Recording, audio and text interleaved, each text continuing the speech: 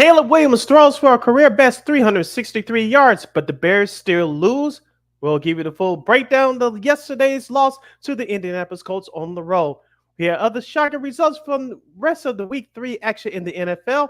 In baseball, the Chicago White Sox made history both on and off the field, while the Cubs were officially eliminated from this year's playoff contention. We'll give you the Week 4 recap from college football. The Fighting Illini continue to march on towards the undefeated season. And we'll have a special edition of Old School TV Monday, plus Chicago sports, media, news, and more. I'm Sid the Kid. My partner, Lakina McGee, is coming up as you're listening to the Monday edition of Second City Sports here on Sports Zone Chicago, which starts right now.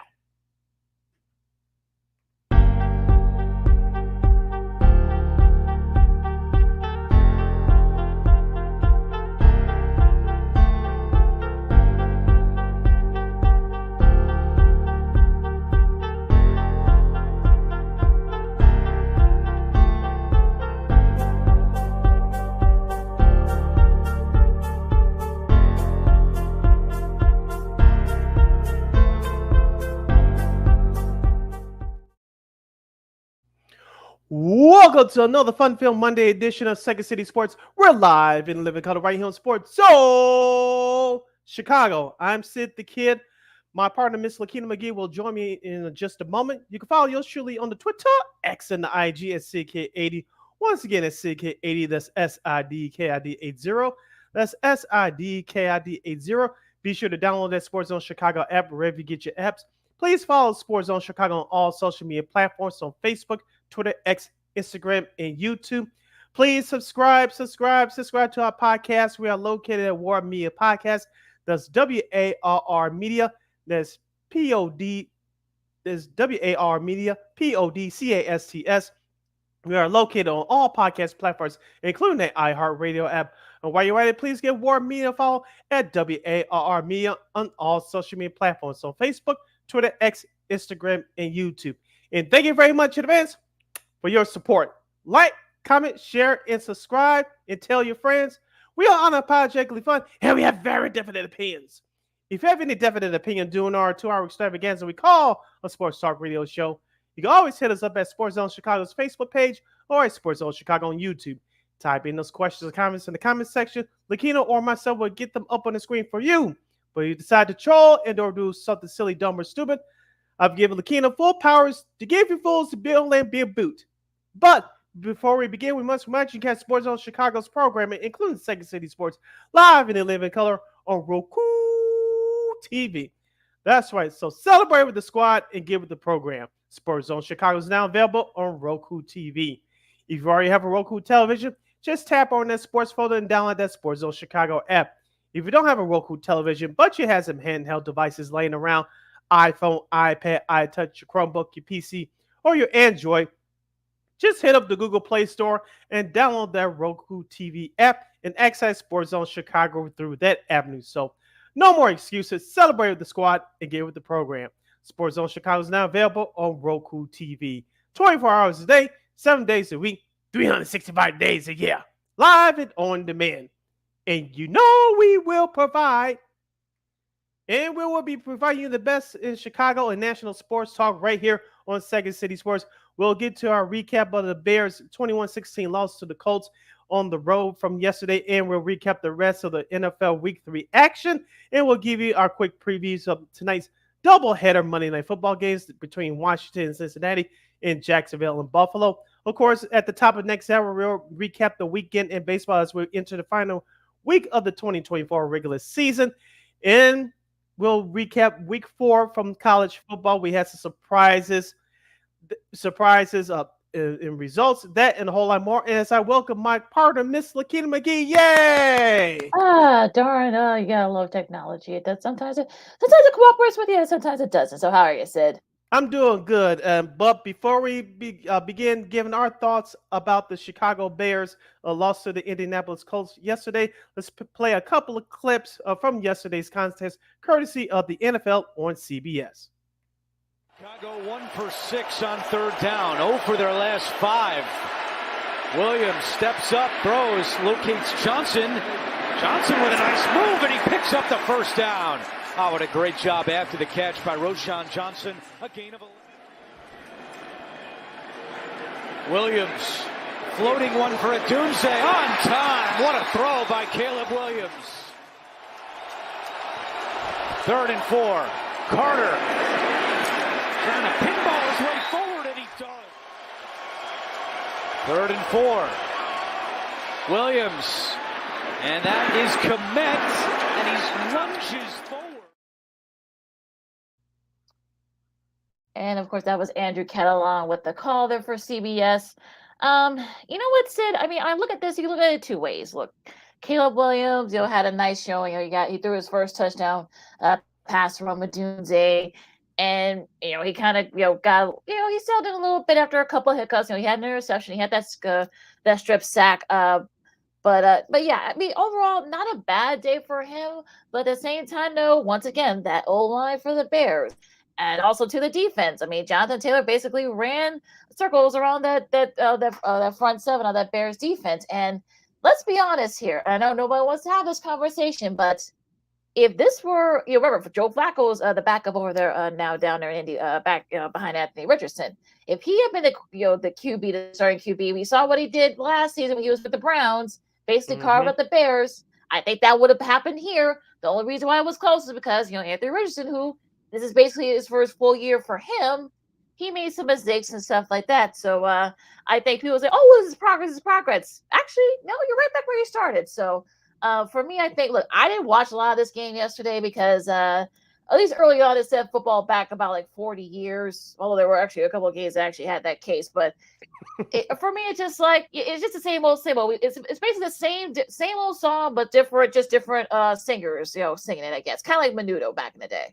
It's the same old song with the sorry, apologize to the shout out to the Four Tops. But looking at this game yesterday, Lakina, the Chicago Bears actually dominated in every statistical category except for team rushing. As you mentioned, Jonathan Taylor had 2 rushing touchdowns. He rushed for over 110 yards on a personal note.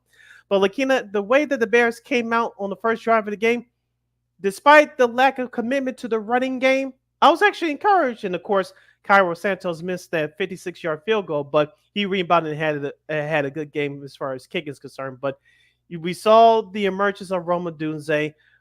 As I said for the last 2 years, Lakina, we have a Pro Bowl type tight end in Cole Kmet.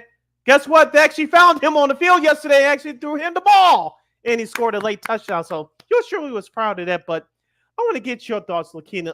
Toward the end of the first half, 4th and goal. DeAndre Swift is still on the field. I know he didn't get as much burn in the first half as second-year guy Roschon Johnson, but we'll discuss it, I'm sure, going on here in the next couple minutes. But the 4th down play toward the end of the first half, what the hell was that? Mm-hmm. Why are you calling that on 4th and goal? And you saw our offensive line was blown up for the word go. And if you heard a couple of interviews in the post-game pressers after the game, including the one by Shelton, one of the offensive linemen, I think Nicholas Moreno from CHGO here in Chicago, interviewed him. Half of them didn't know what the hell they were doing when it came to actual play. They did actually practice it throughout the week, but when it actually came to time to execute it, looks like there was a whole bunch of confusion. They didn't know what the hell they were doing. And Indianapolis saw through that, and they blew it up right away. I thought that was Nagy for a second there. Nagy with the cutesies, as we all call it. Those few years he was here, and it just kind of felt like, wait, you only need a yard and a half, or like 1 yard. Like, why are you doing the whole jet sweep? Sure, why not? Because it worked so well the other times you tried to do it. So it's just like one of those things where, yeah, look, and I said this when we did our picks. I said, look, I picked the Bears, but with a caveat. I would be surprised if the Colts, if they make mistakes and the Colts take advantage. That's exactly what happened. So for me, I think I know people are surprised by this or what happened or the result, but it's basically what I kind of figured. I mean, the early half was the early on in the game wasn't very good. Then you had other things going on with some of the kind of the plays calling and whatnot, but at the same time, as I said, the Colts. I mean, look, the Colts kind of took advantage of those mistakes that the Bears made. I mean, that interception, the strip sack when they got the ball back after the previous turnover, it didn't we really didn't do too much of anything. And plus, I think the Colts defense took it personally that people thought, oh, DeForest Buckner, he's the only defensive player, good defensive player they had. Everyone stinks, whatever. I think they took that personally. I think they saw that and said, okay, you know what? And watch this. And as Usher said last year, 4 sacks. They sacked Caleb Williams 4 times. He had 2 interceptions, including a fumble. So for me, I think that any defense sort of like kind of what did the Bears in. You're listening to Second City Sports on Sports Zone Chicago. Sid Lakina hanging out with you on the Monday edition of the program as we review the Chicago Bears 21-16 loss to the Indianapolis Colts, dropping the Bears record to 1-2 on the season. Lakina, as you talked about it last week, I'll talk about it here. The Bears should be 0-3 right now. Will Levis gave them a gift in week 1 in the home opener. Last week, you were in it until another bad Caleb Williams turnover where you lost to Houston. Yesterday, you were still in the ball game. If you were more committed to the run and you have converted better in the red zone, i.e. that 4th down play toward the end of the first half, like we talked about, this team will be 2-1 right now. Now, as far as Caleb Williams is concerned, of course, the silly turnovers were inexcusable. But as we said before, we'll say it again. You got to have patience. It takes time. I understand a lot of Bears fans' frustrations as far as being impatient. You want to see this team win and be a consistent winning team year in and year out. We haven't had it around here in a long time. I get that. But if this is going to be your franchise quarterback, which Caleb Williams is, you ought to take your lumps as well as the successes as well.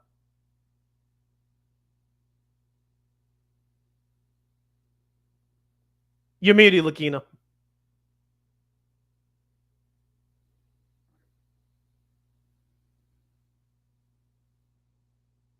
Yeah, Lakina is. Yeah. See what happens. The Bears got us all discombobulated. So we're like Shane Waldron around here. I know. I mean, we'll get on him, I'm sure, after the break. But I mean, the whole thing with the offense and the defense giving up big plays and such. I mean, this team is a long way away. I mean, there are no such things as we're talking about after the break. There are no such things as gimmies anymore in the NFL. People thought, oh, this is a gimme. No, right. It's not. I mean, look, next week against the Rams, look, you saw what they did to San Francisco. We're going to talk about that in a little bit after the break.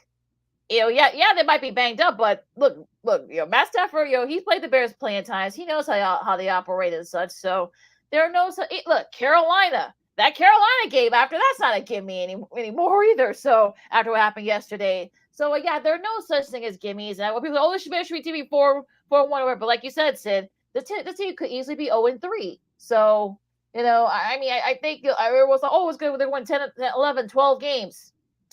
Where? I mean, this is actually one of those games where they probably could have won and they probably should have, but they didn't. So sorry. I'll say my thoughts of DJ Moore if you missed it coming out of this break, because his facial expressions following the post game, the game yesterday, kill, as they say. Yeah, it tells you all you need to know about where the Bears at offensively right now. I'm not suggesting that the locker room is broken. No, because many of the players like playing for Matt Eberflus, but this thing got to get turned around and turned around fast. People talk about the what quote unquote easy schedule the Bears have at the first half of the year before November. I'm not worried about November yet. I'm worried about now. I think that's really the problem. So we'll see. I mean, like I said, we'll talk about more about that after the break. Of course, we'll also talk about the rest of the NFL action, including studs and does, and a couple of very interesting. As I talked about earlier, some of those gimmies that people thought that it was going to be for the Bears, it might not be the case anymore. And a thrilling, down the wire game between the Ravens and the Cowboys. Go figure. And a whole lot more. Lakina McGee, City Brown, Second City Sports on Sports Chicago. One more NFL Week 3 recap coming up right after this. This year, my mom got me the perfect bag for back to school. These colorful binders help me stay organized. These headphones are just what I need for studying. These new sneakers are just what I needed for the new year. This jacket is a real must-have. My parents got me the skateboard I wanted. It's pretty cool. These scissors really come in handy in art class. These colored pencils, too. These new socks? They can be a real lifesaver.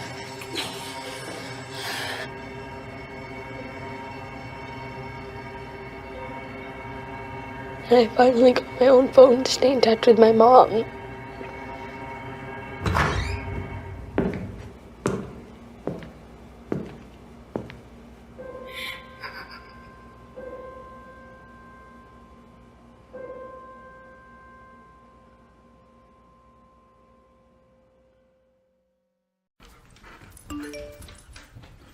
Trisha's having a sleepover tonight. Can I go? I wonder about Lucy's friends. What should I say? I know you're only 10, but one of these days a friend will offer you a drink. And alcohol at your age can lead to so many things. None of them good. So can I go to the sleepover? Lucy, I want you to promise me I something. finished my homework. Bigger promise. If there's any drinking, I want you to say, "No thanks, not my thing." Mom. I promise you, your real friends won't care. Deal? Sure. Really? I promise, Mom. They really do hear you. Did you pack your toothbrush?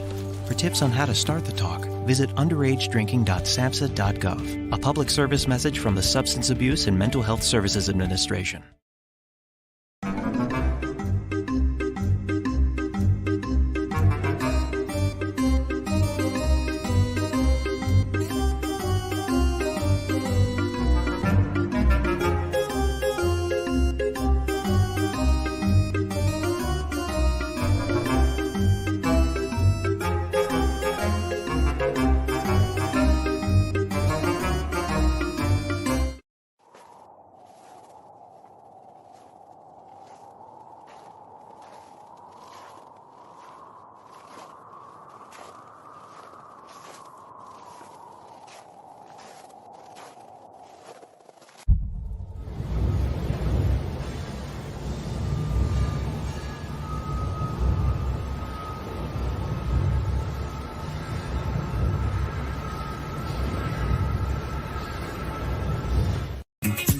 Hey, this is Dr. J, and I listen to Sean and Maya in the morning.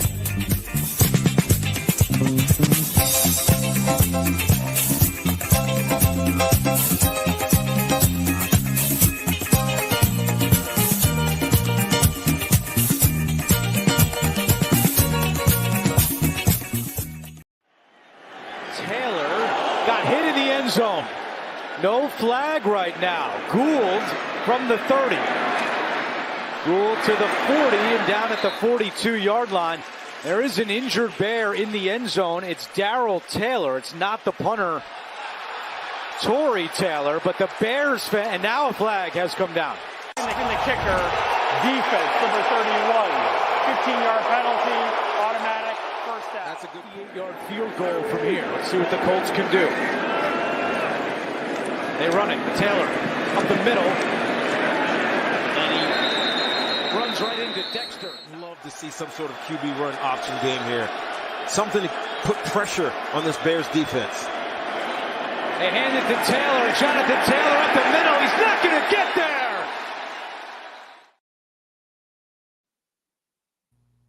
Once again, that's more highlights from the game for the Bears Colts game there on CBS yesterday. Welcome back to Second City Sports.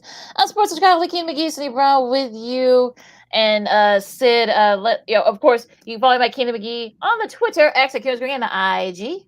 You can follow yours truly, Sydney Brown, on the Twitter, X, and the IG at SidKid80. Once again, it's SidKid80. That's SIDKID80. That's SIDKID80. We'll recap as we go around the league and the rest of the week 3 action on the National Football League coming up. But if you have leftover thoughts about yesterday's 21-16 loss for the Chicago Bears going down to the Indianapolis Colts, you can hit us up at Sports Zone Chicago's Facebook page or at Sports Zone Chicago on YouTube. Type in those questions or comments to the comment section. Lakina will get the up on the screen for you. Lakina, quickly, just my last 2 thoughts about yesterday's loss. After the Roma Dunze touchdown early in that fourth quarter, Cairo Santos came out on the field expecting to kick an extra point, but There was some confusion on the sidelines from everybody, except for head coach Matt Eberflus. He told everybody that he was going for two. Some players out there were going for one. He decided to go for two, and the Bears failed on the 2-point conversion. And number two, Lakina, it's just that situational football, as we talked about all the time. I think this coaching staff really gets a big fat F for me when it comes to that. We talked about the fourth and goal play going towards the end of that first half, which I thought that play call is ridiculous, and of course the confusion of the going for two, going for one early in that fourth quarter. Really, that's what one of the other factors that had this Bears team nailed down the coffin yesterday. But DJ Moore, if you saw his facial expressions following the game yesterday, I forgot who was the reporter that asked him the question, what's your identity as far as the Bears offense? He gave a puzzling face like, I don't know. Should we be passing the ball first to set up the run, which many teams do? And other teams run the ball down your throat to set up the pass. Our thought was coming into the season that there's one of the reasons why DeAndre Swift is on this team is to take the pressure off of Caleb Williams, establish a running game, and make life easier for Caleb Williams. Right now, so far through 3 games, that hasn't happened. Despite the 363 passing yards from Williams yesterday, you still don't know the identity of this Bears offense. Do you? I don't. They don't. They probably don't either. And I think, unfortunately, you're 1-2. And look, I know DJ Moore. I know he said that, and let's get to this because I feel like because I'm done playing with I'm done talking Bears right now because I feel like this team doesn't. I feel like there's this is the same thing, same song. Like I said, it's the sort of same thing. We've been watching the same thing for like the last 20, 30 years. It seems. It's just like I said, it's just different players. I mean, just different players in the same song. So I know the Eberflus, I know people but if you saw it afterwards, there was definitely some miscommunication there. I know people want to get into the whole Wills and Deuce should not have been celebrating after whatever. I mean, I don't care. It should have been planned. This whole day should have been planned out beforehand if it was not going to go for two at that time. So it is what it is. Like I said, I don't want to talk about that anymore. But let's go ahead and talk the rest of the NFL. That's some good.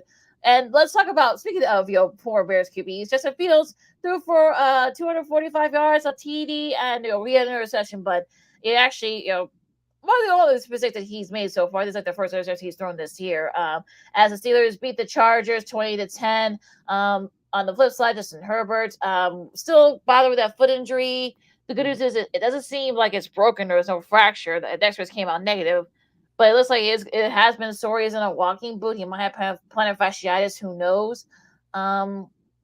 J.K. Dobbins only rushed for 44 yards, and they just couldn't get it going. It was a defense for the Steelers that kind of sort of did the Chargers in. Yeah, T.J. Watt got a sack in there yesterday after Taylor Heineke replaced Justin Herbert in the lineup. I had a chance to watch some of this game via NFL Red Zone, and it was a tale of two halves. The Chargers dominated the first half, leading 10-7 in the locker room, and of course, the Steelers scored 13 unanswered points in that second half, shutting out the Chargers to, as you mentioned, come out with a 20-10 win. Najee Harris for the Steelers. This is one of the few games I actually picked correctly. Najee Harris for the Steelers had 18 carries for 70 yards. And the breakout star, Calvin Austin, the third, I should say, 4 catches, 95 yards, and the receiving touchdown from Justin Fields. So the Steelers looked very good at home. They improved their record to 3-0. The Chargers now dropped to 2-1.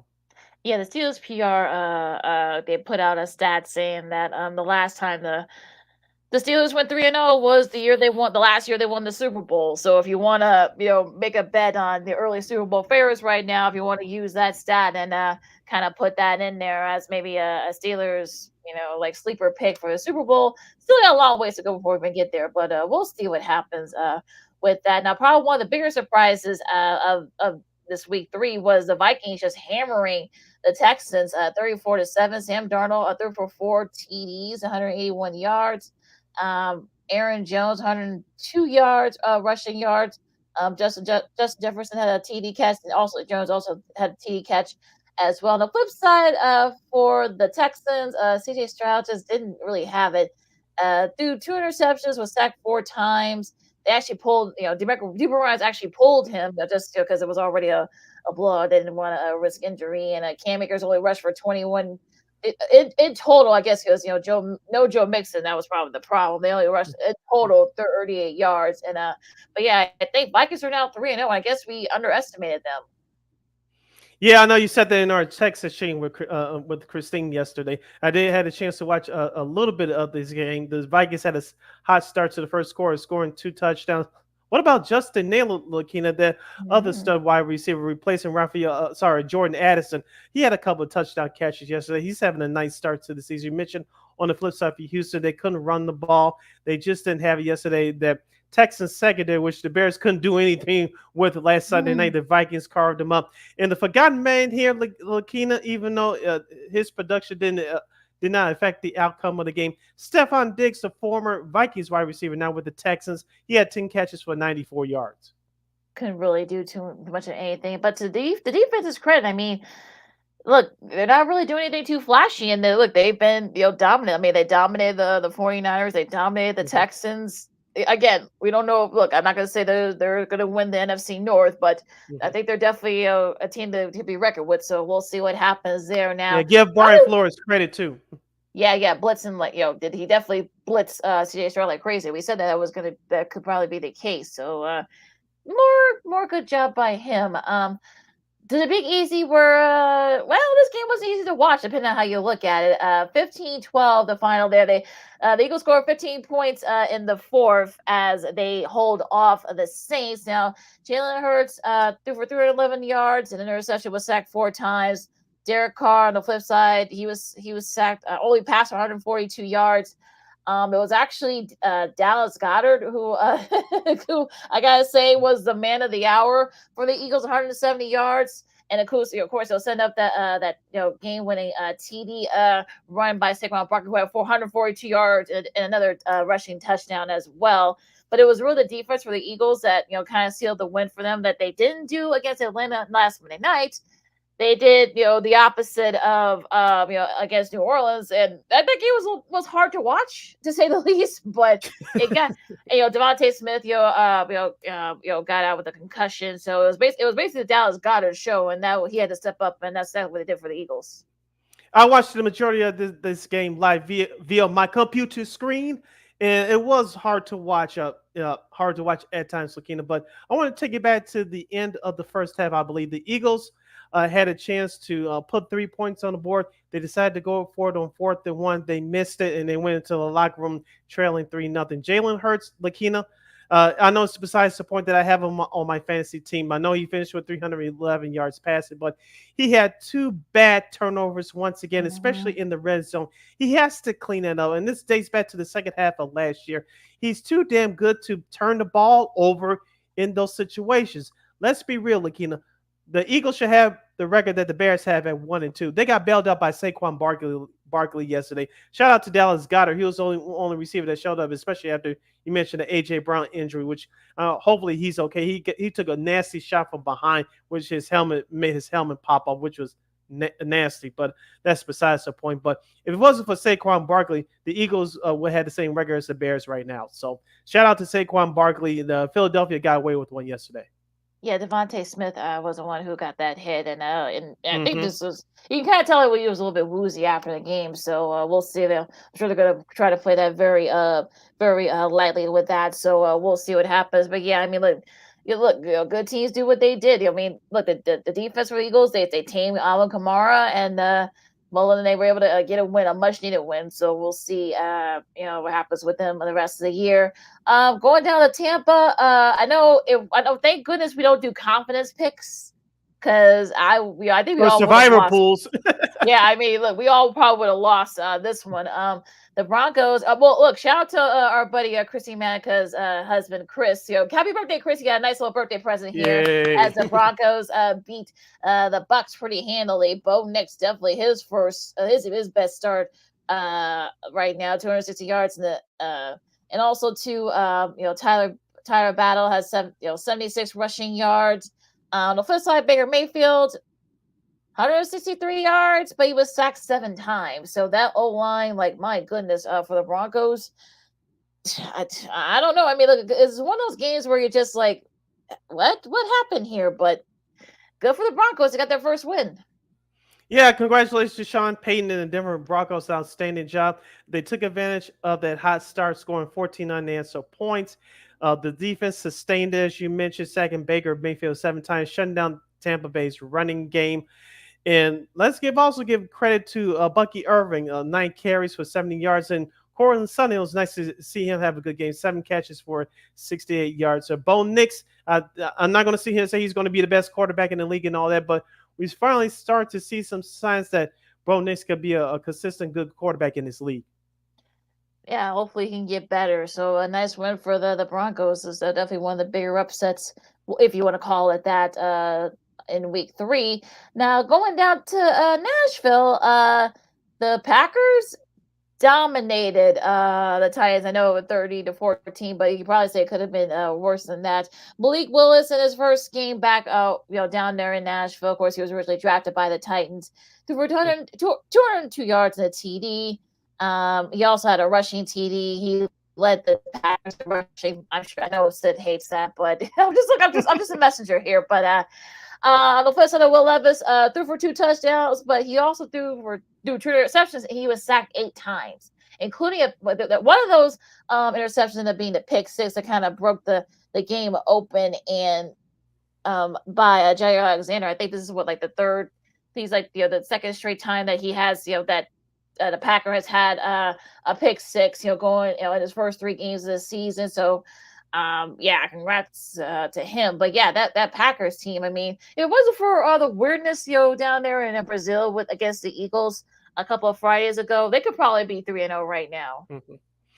Shout out to Kevin Kugler, who called the game with Darren Moose Johnson on Fox yesterday. I did get a chance to watch a little bit of this game. I know it was airing in its entirety here in the Chicagoland area, but he pointed out something on the broadcast. I think it was following that Jair Alexander pick 6. The Green Bay Packers had, I believe, 6 or 7 interceptions total all of last year. They have just as many through 3 games. So, as we said last year, Lakina, the Packers defense is a little shaky a little bit, but they can do some things. It's actually improved this year through 3 games, and yesterday was no exception.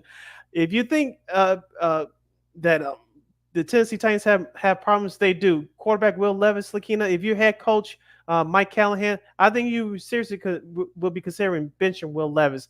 That pick 6 yesterday was inexcusable again, as he was trying to hit DeAndre Hopkins on an out route.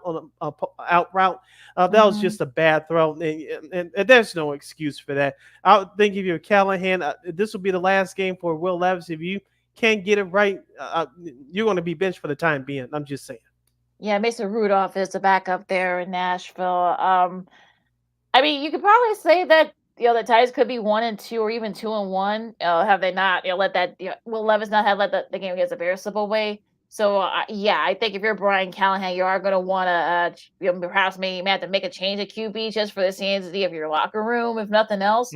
Because if not, I mean, you're going to lose the locker room quick, and I'm sure his dad probably told him that. So we'll see if he tested that and he listens. Father knows best, huh? yeah, true. That's true. But we'll see what happens down there in Nashville. Now, going to Cleveland, our girl Christine Mack, KXRB, of course, she picked the Giants. She has a reason for the against the Browns. So don't But Daniel Jones for 2 TD, 236 yards.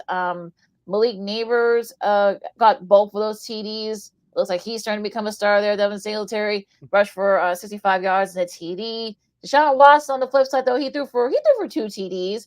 But Myles Garrett been in and out of that lineup with injury. So various injuries. So we'll see what happens with him on that front. But the Giants got a nice win down there in Cleveland. The Giants avoided disaster, fumbling the opening kickoff and then scoring on their next possession.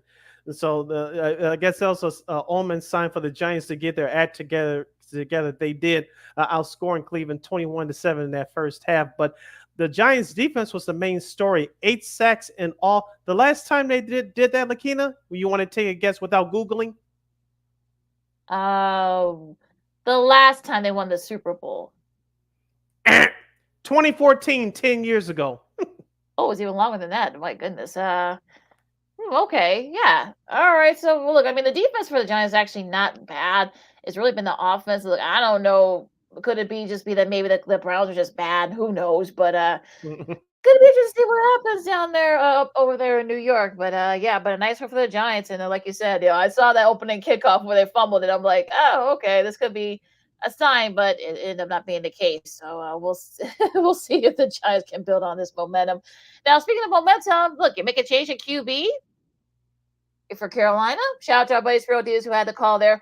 This game actually ended up being very entertaining, which this could easily have been probably one of the worst games of the weekend. Turned out to be actually one of the most entertaining. Andy Dalton threw for 3 TDs. His first start with the Panthers, 319 yards. Chuba Hubbard had 114 rushing yards. I think it was like 3 years ago was the last time they had that. They had a 300-plus yard passer and a 100-plus yard rusher, and also had a 100-yard receiving in Deontay Johnson. He had 122 receiving yards and a TD there. Now on the flip side, though, for the Raiders, 214 yards for Gardner Minshew, had an interception. Devontae Adams, I'm not gonna sit there and say that he's gonna be complaining right now, but they're 1-2. They stole that game against the Ravens. This thing should be 0-3, but I digress. But even still, I mean, look for the Panthers. I mean, look, like I said, that game against the Bears in a couple weeks is no longer a gimme. Just saying. Here's the thing about the Las Vegas Raiders. Outside of Max Crosby, that defense got shredded. On the flip side for the offense, they couldn't run the ball. They couldn't pass the ball. Carolina, as I said on Friday, they would play better. I didn't think they'll play like this to beat the Raiders in that home opener. But shout out to Andy Dalton. Shout out to that Panthers coaching staff. Now, I'm not going to sit here and say the Panthers going to get on a roll, but they played like a professional football team yesterday, and they outworked the Raiders in all 3 phases of the game: offense, defense, and special teams. Yes, they did, and that was a really nice win for them. They just got outclassed, and you didn't think that you would say that about a Panthers team outclassing someone, but that's exactly what happened there. Now going up to Seattle, Seattle is now 3-0. They actually lead the NFC West. We'll tell you why in a second, but they beat the Dolphins 24-3. Geno Smith he had 2 interceptions, but he did threw a touchdown. And it was Zach Charbonnet, 2 rushing TDs for him. Of course, DK Metcalf had 104 receiving yards and a TD as well. On the flip side, though, Skylar Thompson just couldn't get it going, 107 yards. And the defense for Seahawks, that was at least with Boo for a second there. They sacked him 5 times, and it was just it was basically all Seahawks. Yeah, the Seahawks took advantage, jumping out to a 17-3 first quarter lead. The defense held it up, shut out the Dolphins the rest of the way. The Dolphins, they need a respectable quarterback. They don't have it right now. And the Seahawks did what they had to do to cruise on to a 3-0 victory. Who would have thought that the Seahawks would be 3-0 this year, Lakina? I didn't. Now, I don't even think the people in Seattle, because it's supposed to have been a rebuilding year for the Seahawks. Yeah, who needs Pete Carroll? Yeah, right. I mean, who would have thought? But yeah, I mean, look, the talent is there. They probably just need a new voice, and so far, Mike McDonald's been really solid for them. I mean, they're basically just doing the same thing. There. Sorry. Oh, brother. Oh, jeez. Goodness gracious. But on that note, let's go down to Arizona. Again, one of the more entertaining games of the weekend. The Lions held off the Cardinals 2013. 2 TD passes for Jared Goff and an interception. The flip side, Kyler Murray had a TD and an interception. He also led the Cardinals in rushing with 45. David Montgomery, 105 rushing yards and a TD. Amon St. Brown had a TD catch with 75 yards. Marvin Harrison Jr. with a solid showing of his own with a TD catch as well for 64 receiving yards in total. But it was just one of those days where the Cardinals just couldn't make the big plays late. Excuse me for picking the Cardinals last Friday as an upset, and you pointed out one of the reasons why they didn't win yesterday. I actually watched the majority of this game live via this computer screen. The Cardinals could not get it going consistently in the running game. Nice job on the trickery play toward the end of that first half between Jahmyr Gibbs and Amon St. Brown. Of course, Jahmyr Gibbs scored that touchdown there. But Jared Goff didn't have a great day yesterday, but he did enough for the Lions to win the game. David Montgomery, shout out to him, the former Bears running back, 23 carries, 105 yards, and a touchdown. I think Arizona may still be okay, but they got to get back to running the football with some consistency. The Lions did what they had to do after getting punched in the mouth in that first quarter there, where Marvin Harrison Jr. scored his third touchdown of the year. They shut out the Cardinals the rest of the way, holding them to a total of 6 points. Yeah, just like I said, a very irritating game. Shout out to buddy Adam Amin from Fox. He had the call that game with Mark Sanchez. But yeah, like I said, I mean, look, they just couldn't get the plays with the Cardinals. So if they want to try to make a case for one of those wild card spots, they're gonna have to shore up that running game. So we'll see what happens there. No, Chris Myers did that game yesterday. Oh, Chris Myers. Oh, I had the wrong. Oh, you know what? This is actually game coming up. That they did. The Rams beat, say the NFC West, the Rams beating the 49ers 27-24. Another upset there, folks. And I don't think most people I don't think had this coming. Matt Stafford threw for 221 yards and a TD. It was Kyron Williams who had the best game. Kyron, people forget that during his rookie year, he actually was really solid in the run game. Of course, Puka Nacua, of course, Cooper Kupp. They're not there right now. Rushed for 86 yards and 2 TDs. On the flip side, for the 49ers, 3 TDs and 292 yards passing for Mr. Brock Purdy. Jordan Mason has 77 rushing yards, 175 yards for Juwan Jennings and 3 TDs. Where was that during the Super Bowl? But again, I digress. But yeah, I mean, look, we kind of figured that this was gonna be an irritating. No one thought it was gonna be a blowout, but I think people were surprised at the fact that the Rams were able to make the little details late. And you can say that, Kittle's not there, C-Mac isn't there, but Debo's not there either. But yeah, I mean, they're gonna need those guys back very, very quick because it's the little things that they didn't get away with against the Rams. And don't forget about the 49ers special teams. They gave out the long punt return, which helped set up the game-winning field goal for the Rams. Juwan Jennings, shout out to him. He gave me 48 points in my fantasy league. Yay! Oh, goodness. but I digress. But Brock Purdy looked solid yesterday, as you mentioned, 292 yards and 3 touchdown passes.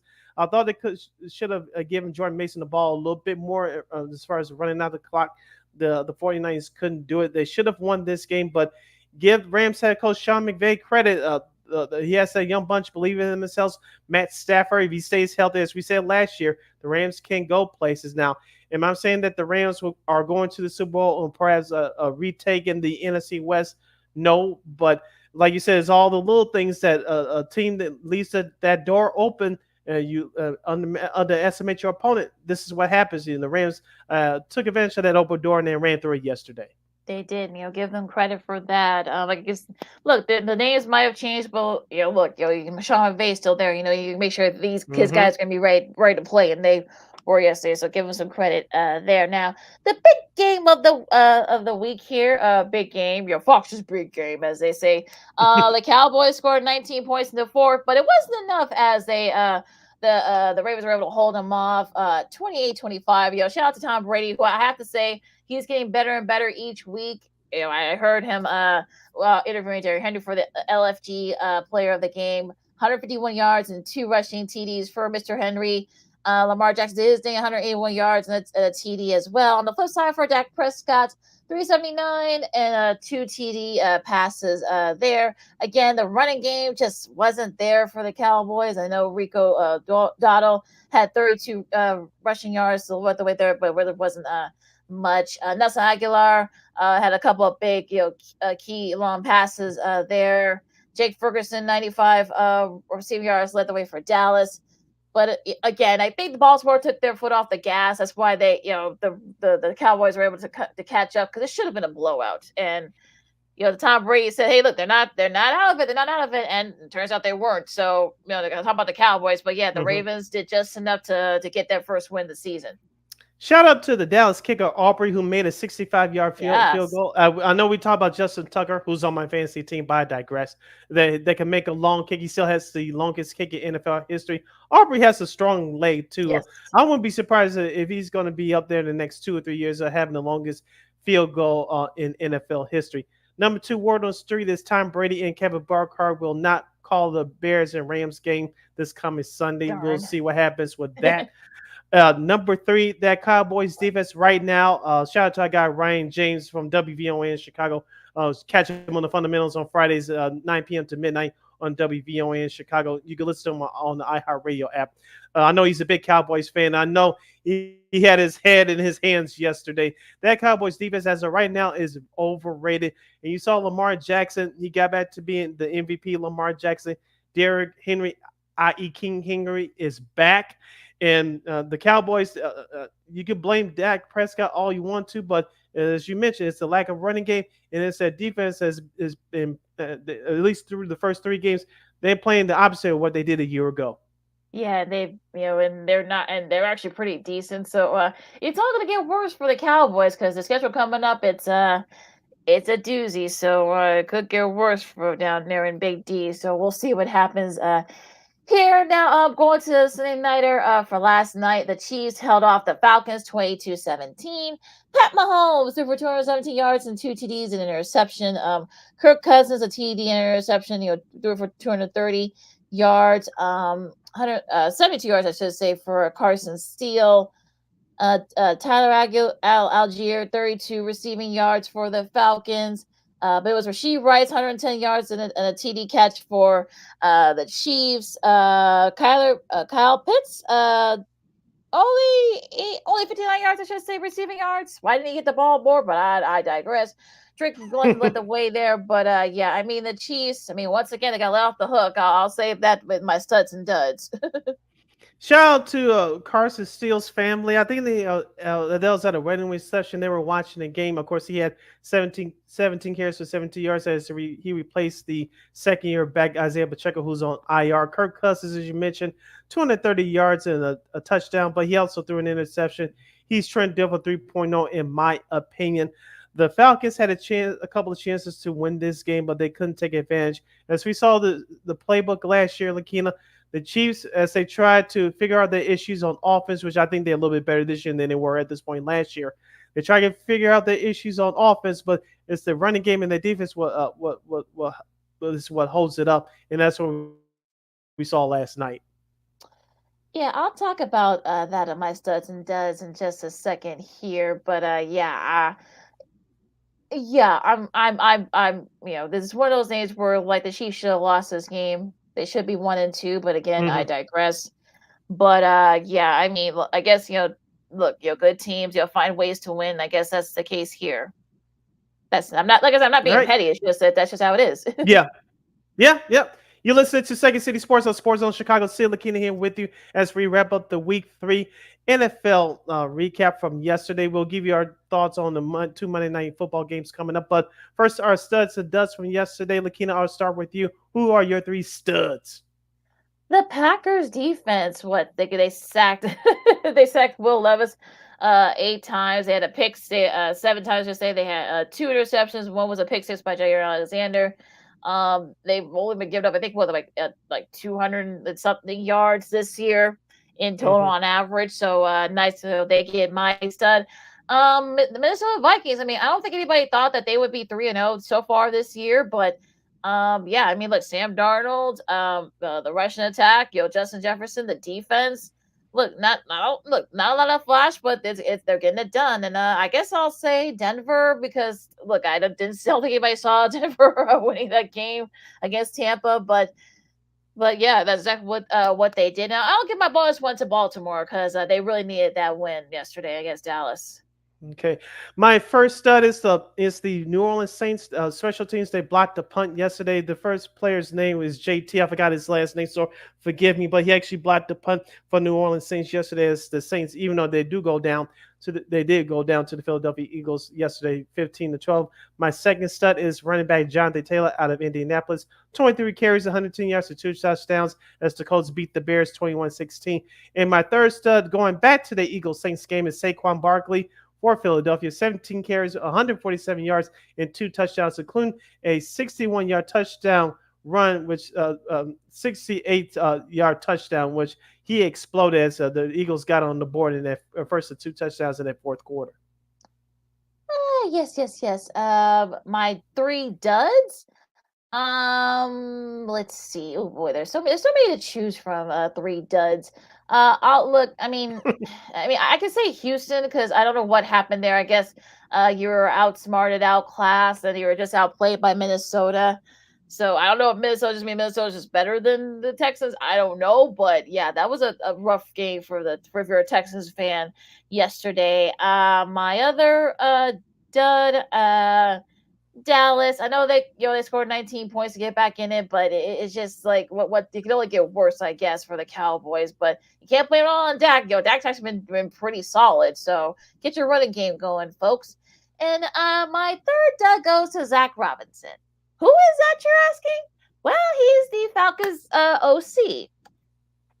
They had a 4th and inches with about 42 seconds left. So instead of maybe doing a sneak or maybe even putting Michael Penix Jr. out there to perhaps maybe do a sneak because he was he did that best at Washington. Mm-hmm. He decided to do a Jets a sweep to Bijan Robinson, because it's Robinson. Of course, they get stopped. So one out of the Bears playbook. I swear, I thought that was Matty Rufus or Shane Waldron for a second. They're like, "What the hell was that?" But but yeah, I mean, you would have had a time, you would have had to call a timeout, but you still would have had like one timeout about like 36, 37 seconds left. You kind of should have give yourself a chance to perhaps win the game. Not saying that it would have, but you robbed yourself of that shot. Mm-hmm. So those are my Zach Robinson. Sorry, dude, you're a dud this week.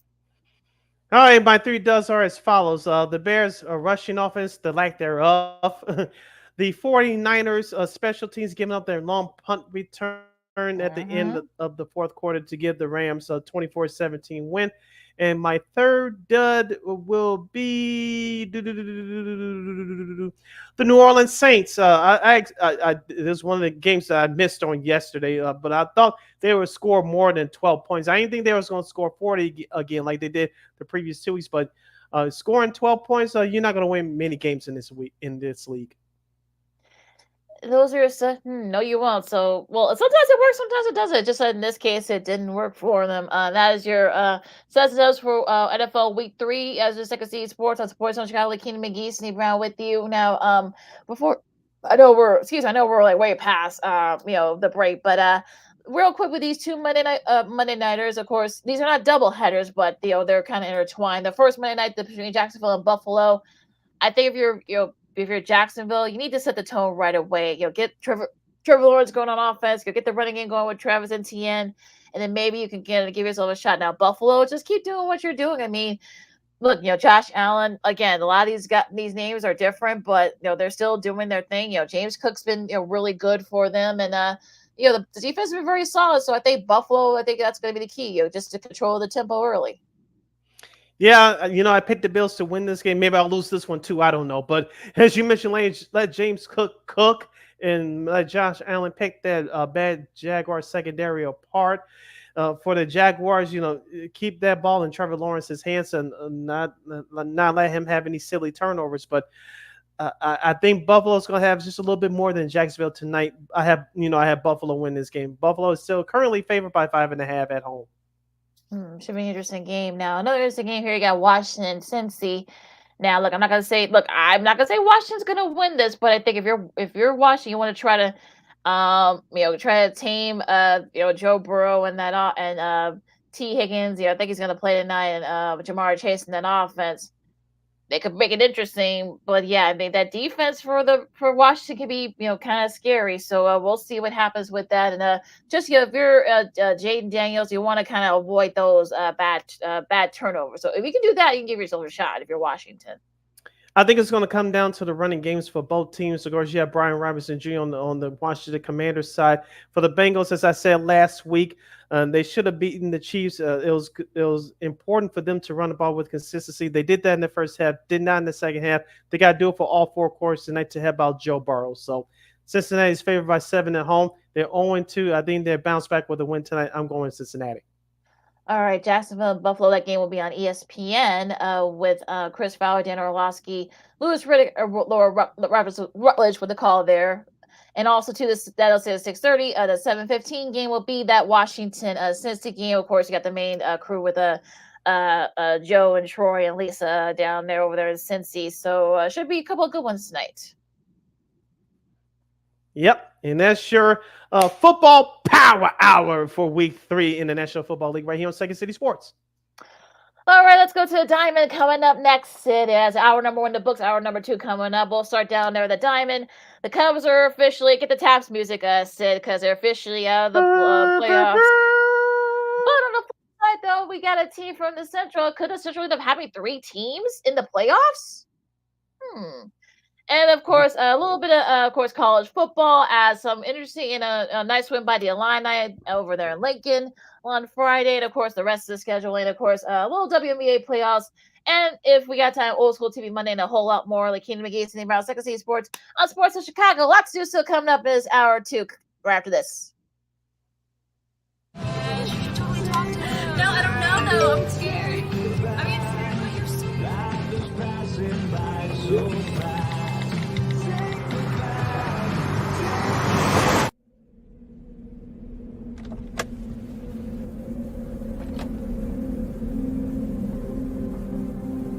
Do you know that you're in my lane? No, not at all. Are you not paying attention? Are you texting? I was just checking in with my mom. I was telling her that I thought we'd be home by 6. It's okay. There's enough time. Just pay attention. I'm not even halfway through my text. There's no way. I'm not even going to look up. My babies are in the car. You have to pay attention. It's just supposed to be a quick text. I'm so sorry.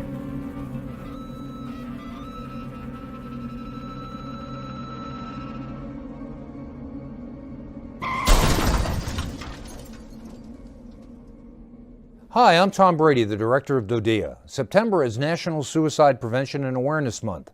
The simple act of reaching out and caring for those in our communities is something we all can do. Just being there for someone you care about can be a tremendous first step in getting them access to confidential resources and support that they need. It only takes one person and one small act and 1 minute to make a difference. Let's make a difference.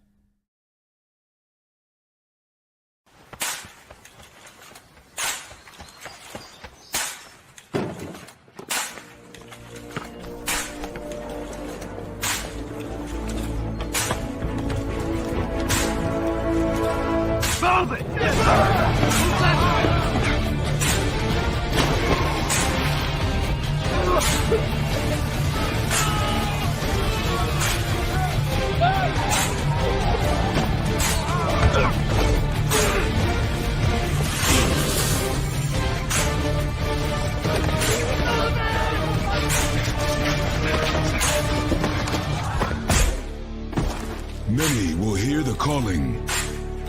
Few will earn the title.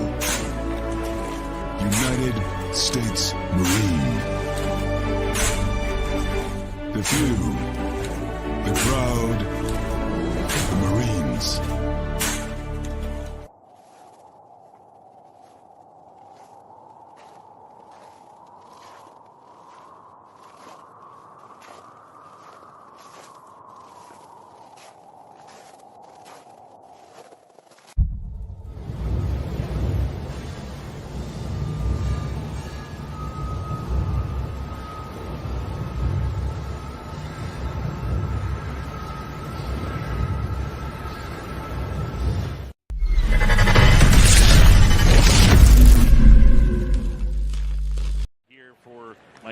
As he faces this right-hander. That is drilled. High fly ball, right field. That one on its way. No doubt.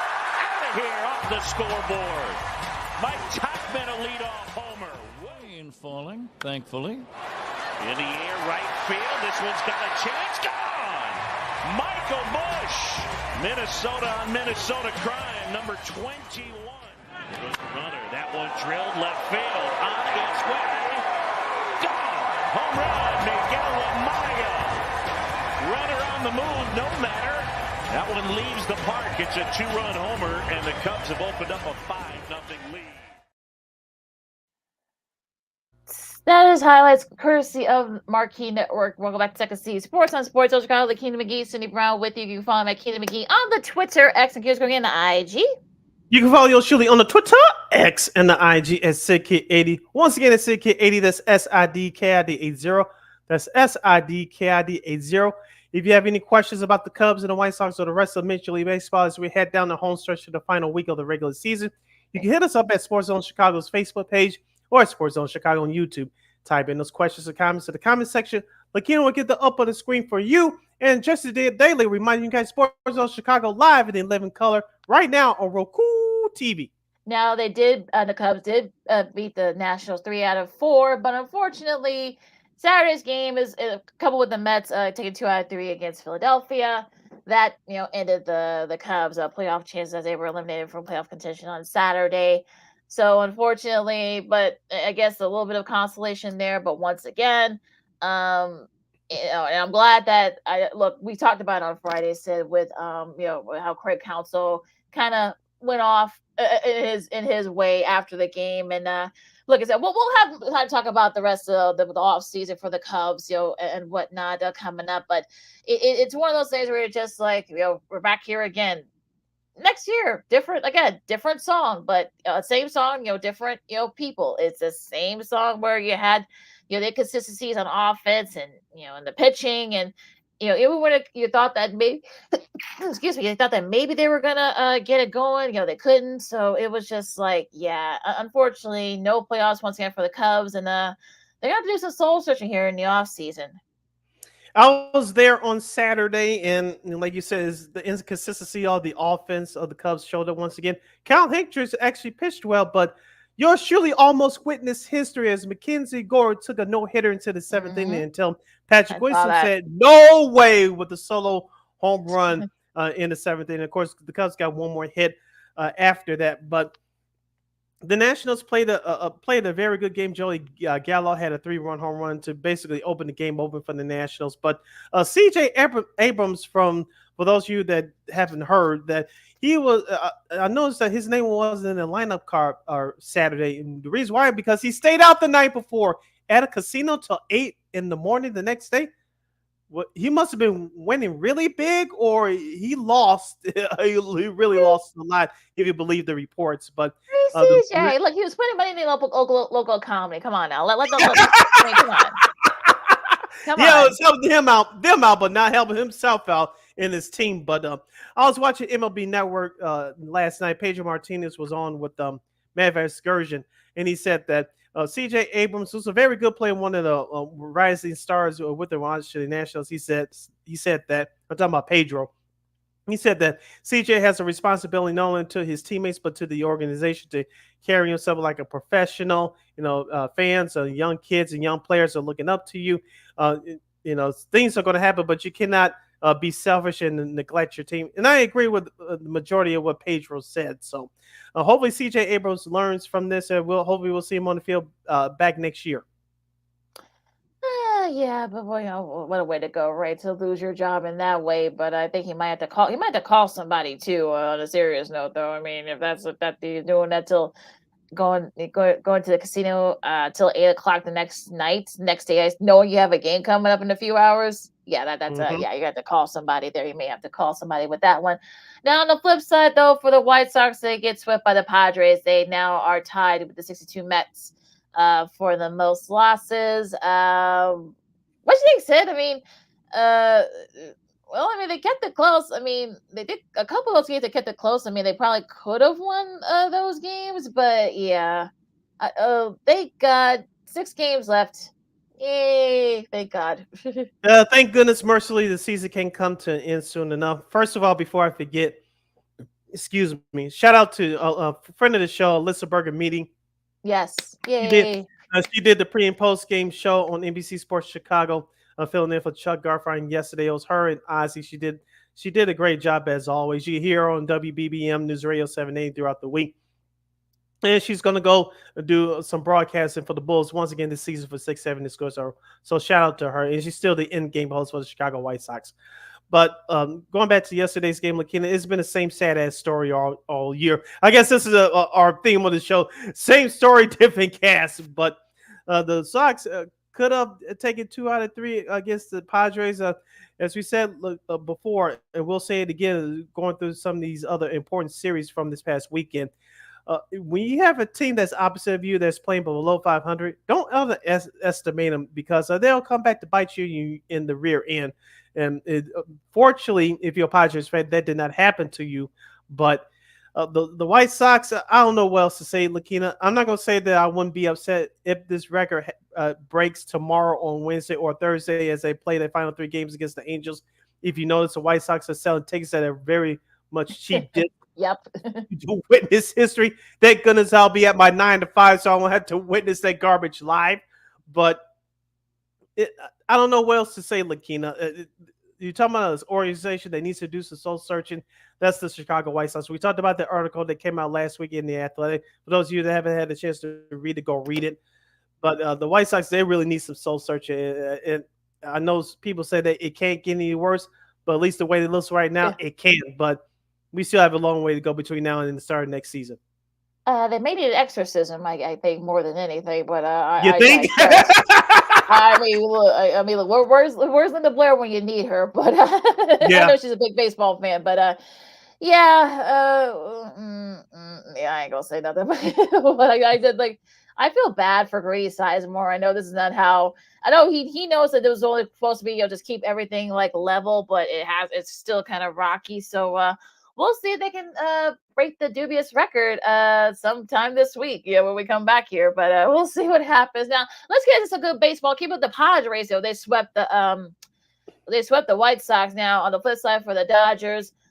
They win 2 out of 3 against Colorado, and they actually needed Shohei and Betts to kind of get it going.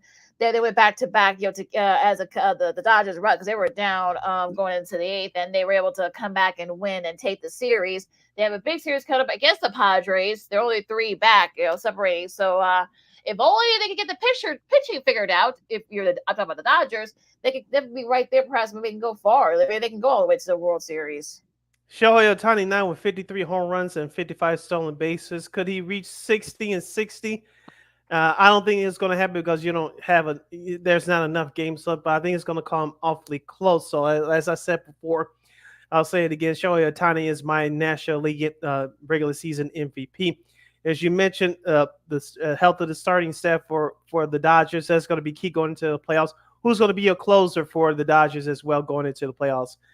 Manager Dave Roberts has some tough decisions on his hands. And I think your final test you mentioned with the series coming up with the Padres, all questions must be answered during that series.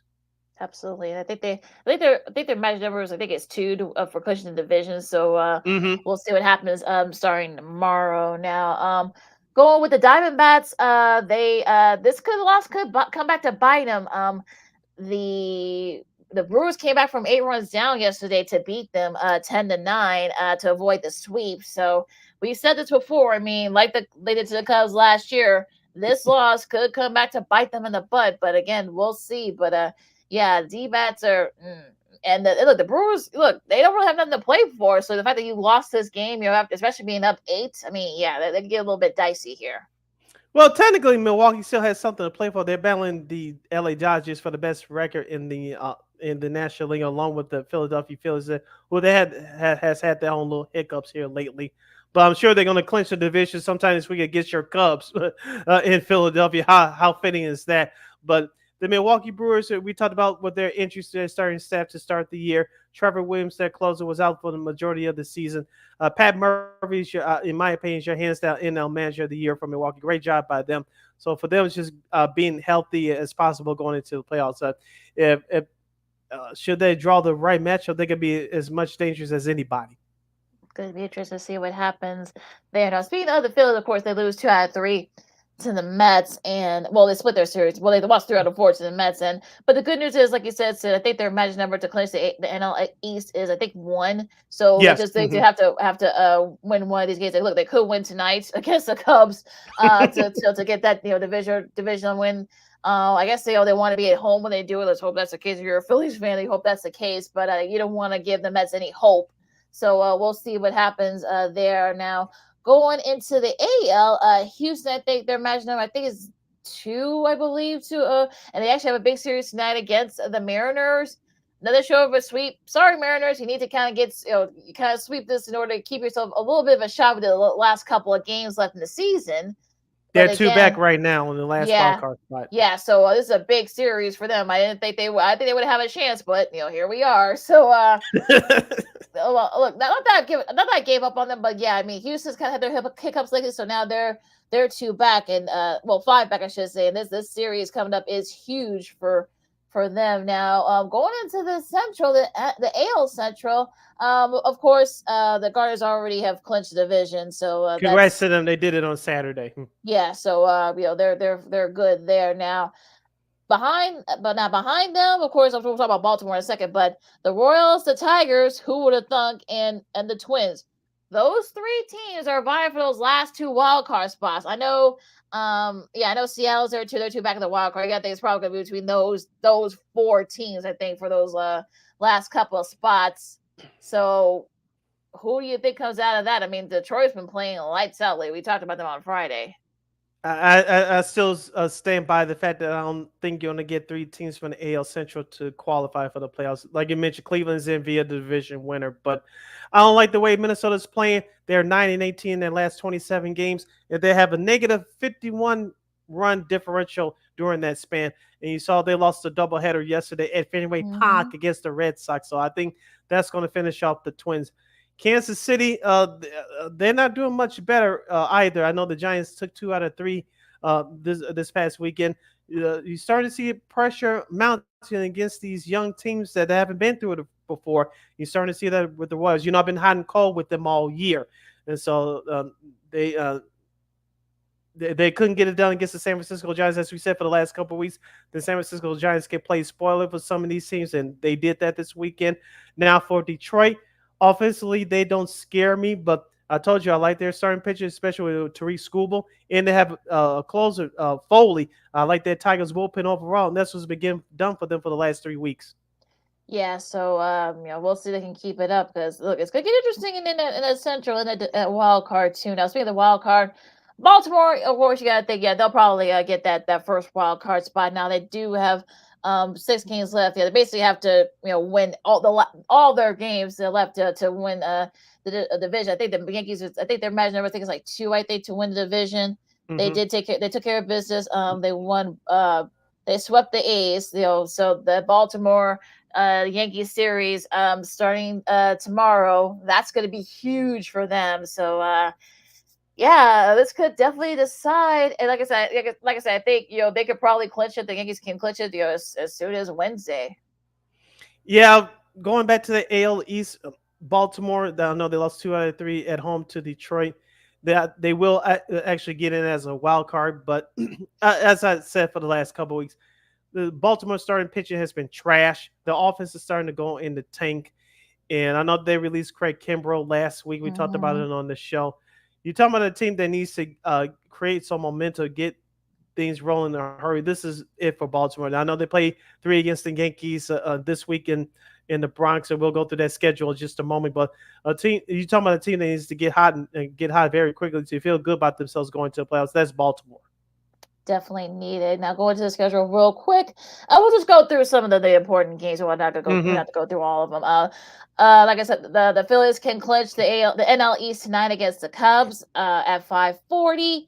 Let's see, Seattle and Houston. The first game will be on ESPN Plus. I will be finding a way to watch this game via this computer screen. I'm going to be doing that. So should be could make things interesting there, especially the Seattle is right there to think of it for the wild card spot here. Kansas City and Washington, so they're trying to keep it going there.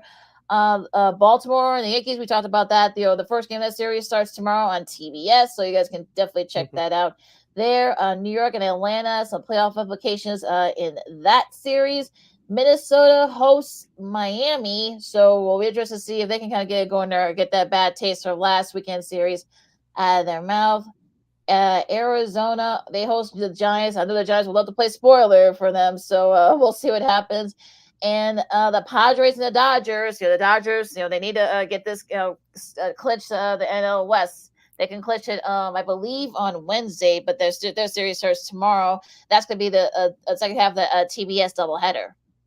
Okay, other series, I don't know if you mentioned them or not. The Marlins and the Twins, the must-win series for the Twins. Of course, you have the Mets and the Braves that could come as a NL wildcard winner. And the last series, unfortunately, for a lifetime at Oakland is the Texas Rangers against the Oakland Athletics. Now, the series finale, which is Thursday, Lakina, that game can be seen on MLB Network at 2:37 p.m. Central Standard Time.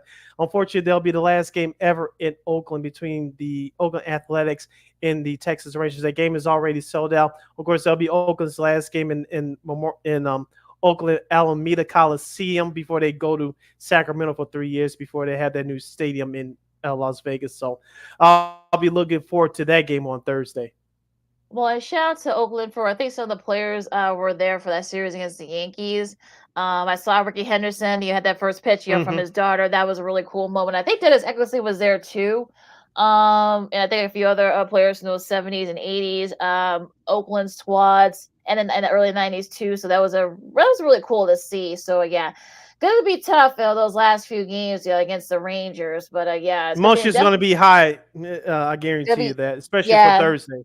Yeah, definitely going to be the end of an era over there in Oakland. I mean, a lot of great, rich history there. So it's unfortunate, but unfortunately, welcome to sports in 2024. Unfortunately, sadly. Yeah. And that's your schedule for MLB for this upcoming week as we wind down the 2024 MLB regular season.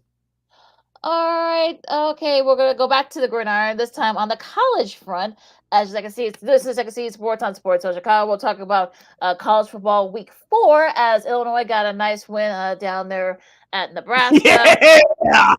Also, of course, a couple interesting results there in Ann Arbor, especially. I don't think anybody saw that score coming. We'll get to that. A little WNBA playoffs as they get their first games. Also, Old School TV Monday, and a lot more. And also, too, a couple of friends of the show have some new shows coming up this week. So, a little sports media news as well coming next. Lakina McGee, Cindy Brown, Second City Sports on Sports of Chicago. More fun coming up as we wrap up right after this. This year, my mom got me the perfect bag for back to school.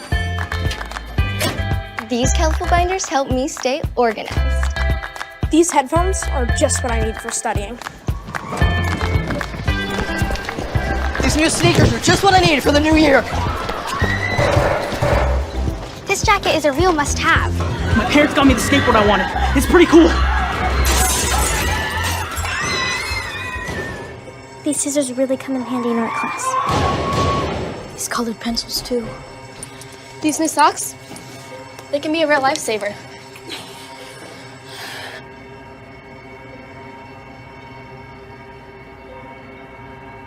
And I finally got my own phone to stay in touch with my mom.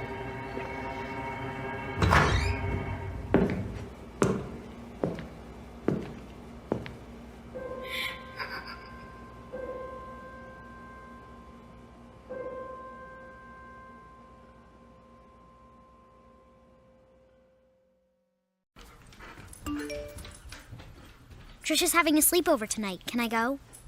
I wonder about Lucy's friends. What should I say?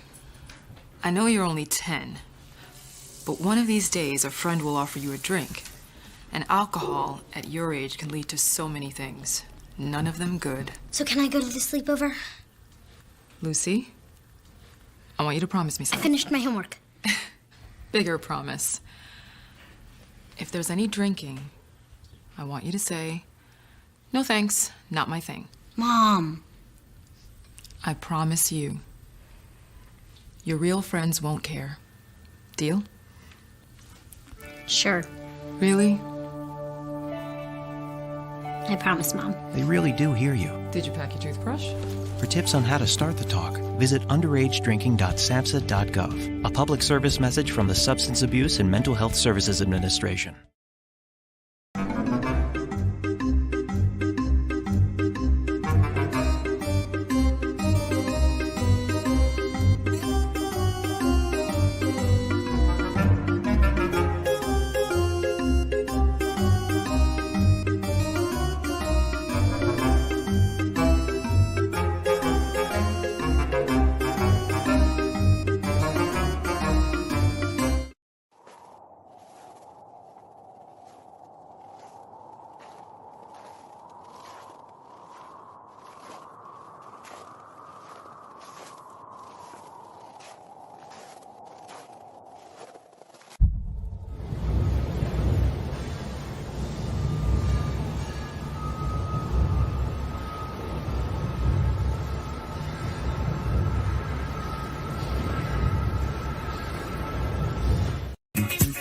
Hey, this is Dr. J, and I listen to Sean and Maya in the morning.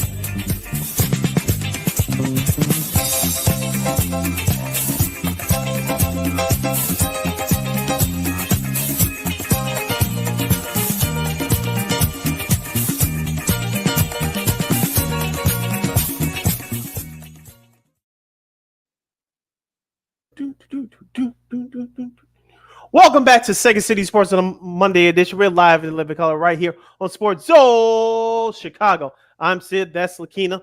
You can follow yours truly on the Twitter, X, and the IG at SidKid80.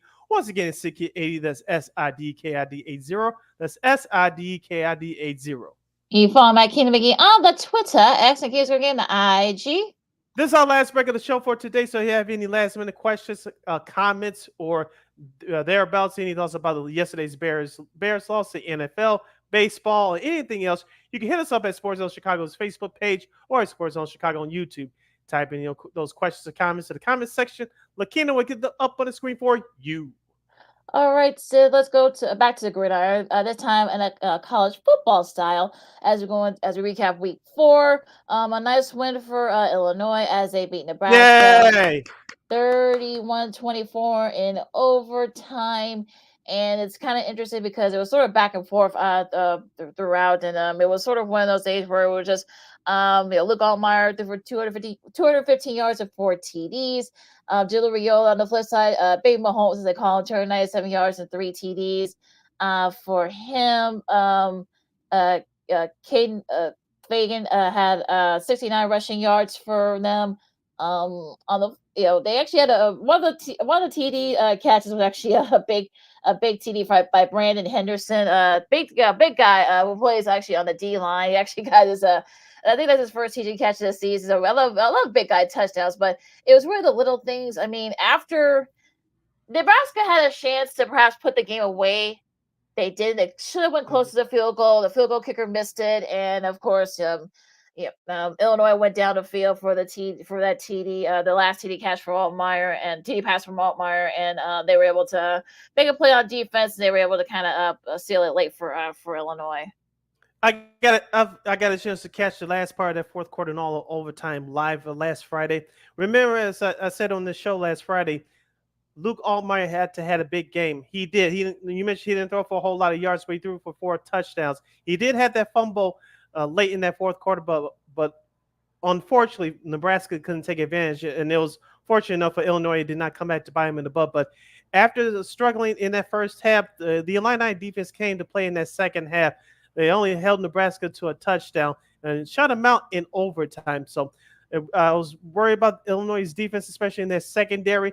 They stayed disciplined in that second half. I believe Nebraska had a personal foul called on them to start that second half.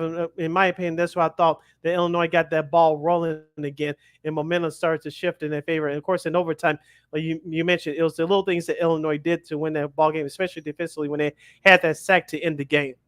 So shout out to Brett Bielema's crew, 4-0 for the first time in a long time. I'm not saying they're going to the Big Ten title game. I'm not saying they're better than Ohio State. I'm not saying they're better than, I think they're slightly better than Michigan as of now. But I'm not saying they're at USC's level just yet, nor Washington. We'll get to them in a second. But I think for Illinois, I think confidence is growing with this bunch. Now, can they be the team that was better than it was 2 years ago? It remains to be seen. But I think we might see something special from this group better than 2 years ago.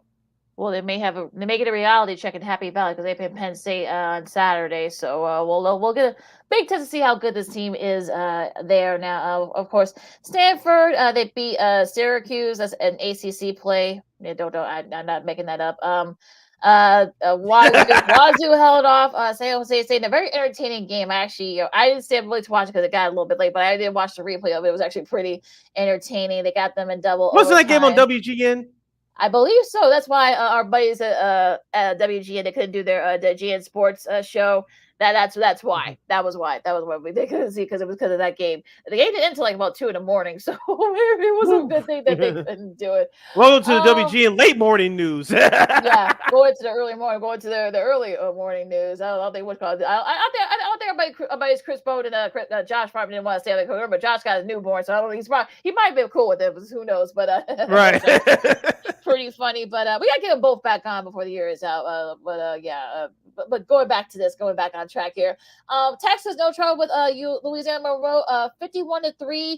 258 yards for Arch Manning and 3 TD passes. He had an interception, but that was like late in the game, so it really didn't matter. But Texas, number one team in the country there, Ohio State. They did a little bit of trouble with Marshall early on, but they did get it going in the second half. 49-14 there. Ole Miss, no trouble with Georgia Southern. Tennessee, Josh Heupel going back to his old stomping grounds down there in Norman. They did just little things. They were able to beat Oklahoma 26-15 in the SEC matchup. Again, 2024, folks. Welcome to college sports. But yeah, I mean, a nice showing there by them. And you saw how emotional Coach Heupel got after the game.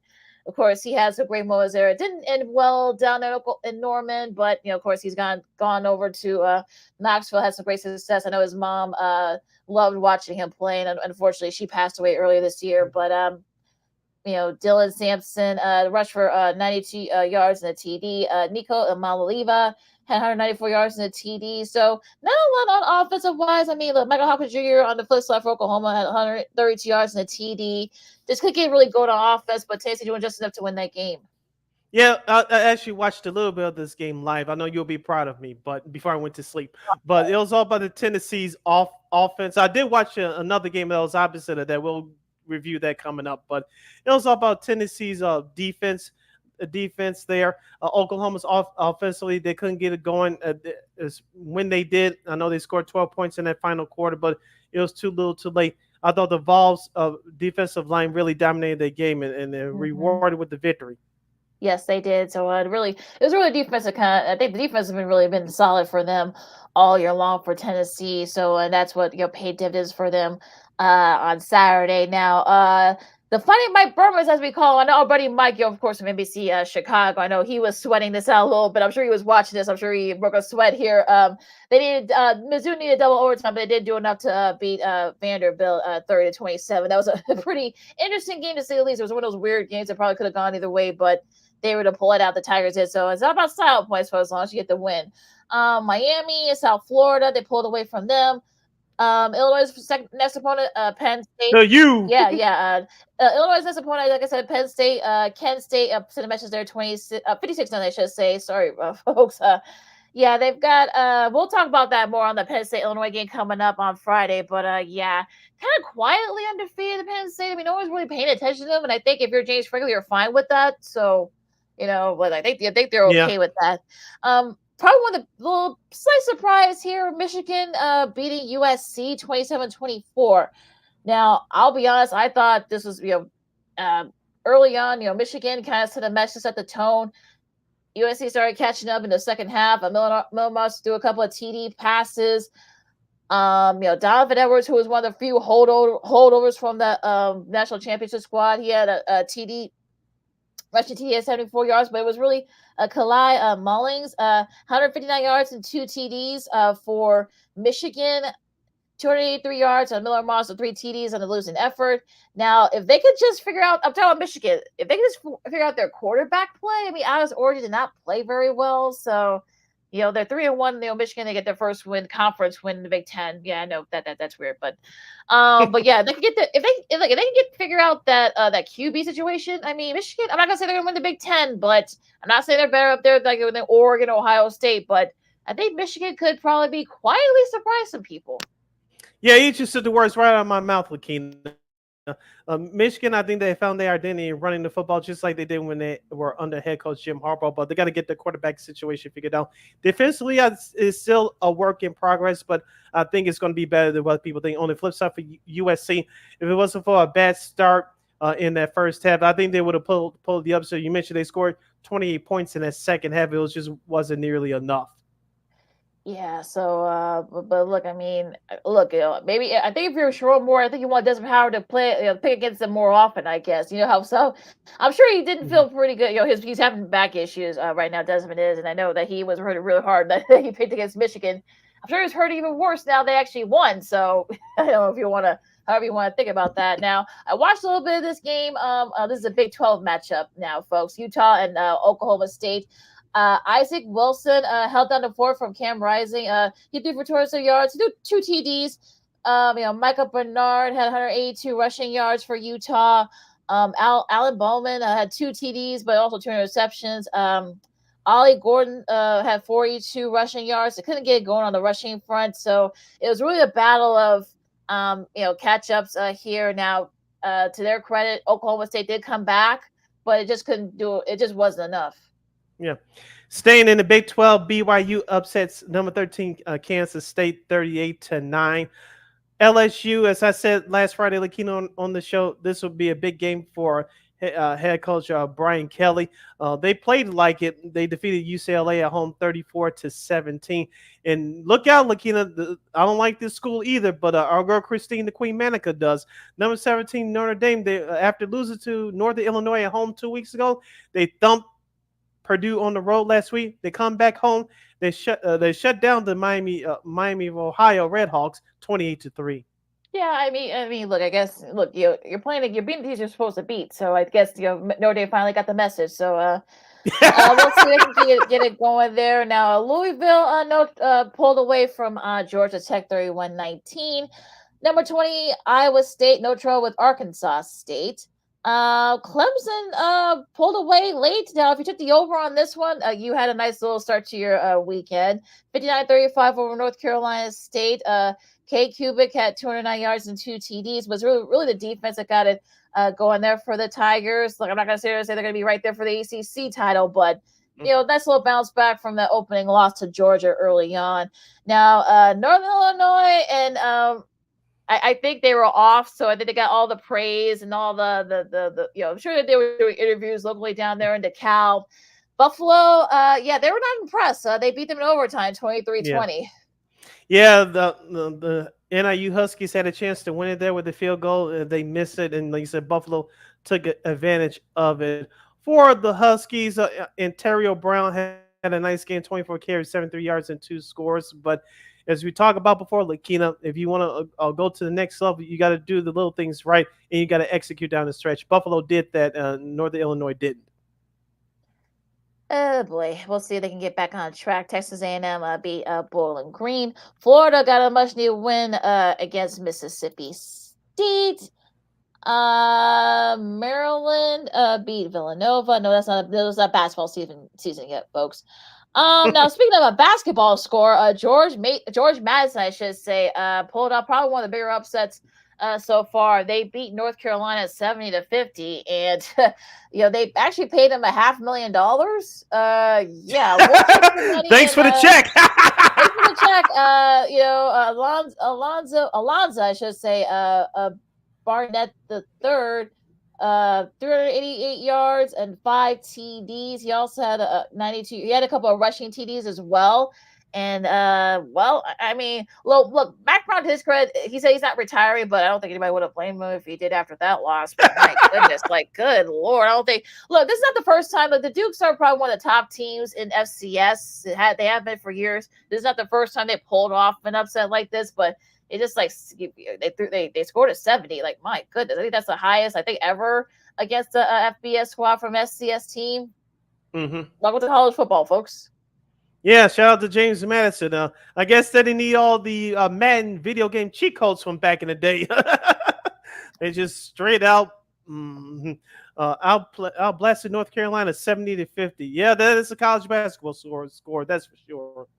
Well, and a shout out to James Madison, Duke's social media people. They actually did Barnett doing the shrug with the. I guess they were trying to do a play on the Michael Jordan shrug. I guess since he went to North Carolina, Mm-hmm. But I guess they were trying to play off that. But in that final score, but good for them and that program. So look, welcome to the NIL, folks.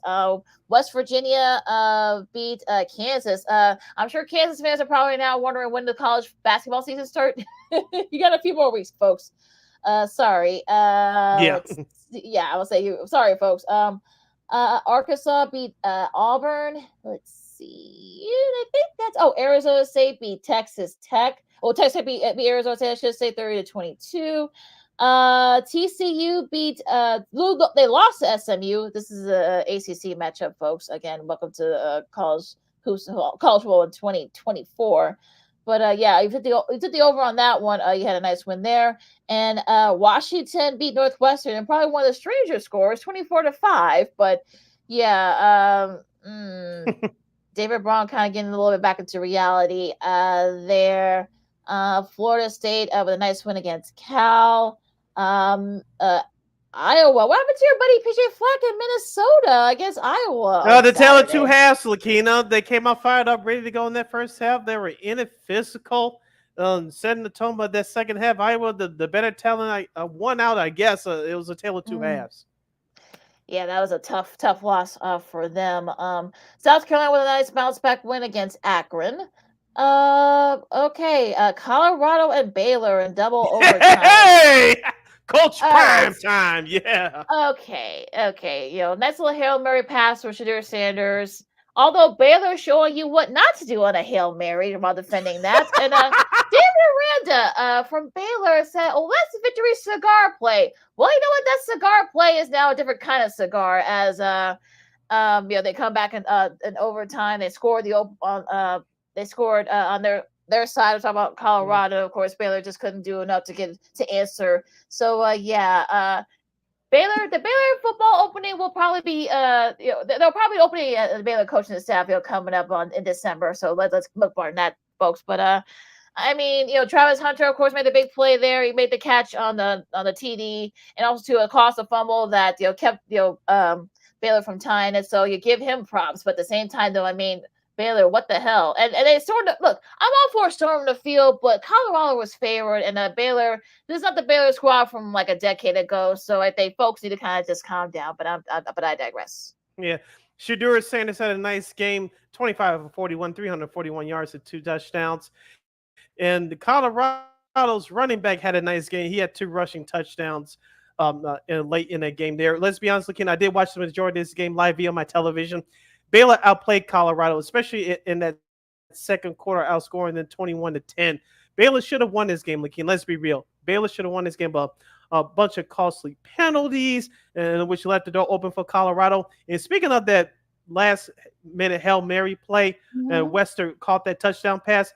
Fox showed the highlight 5 minutes before it happened between Colorado and Michigan back in 1994. Cordell Stewart with that famous Hail Mary pass, but it was a 5th down. If you guys don't really know, I was like, if that happens again, I'll just go and lose it. Well, look what happened.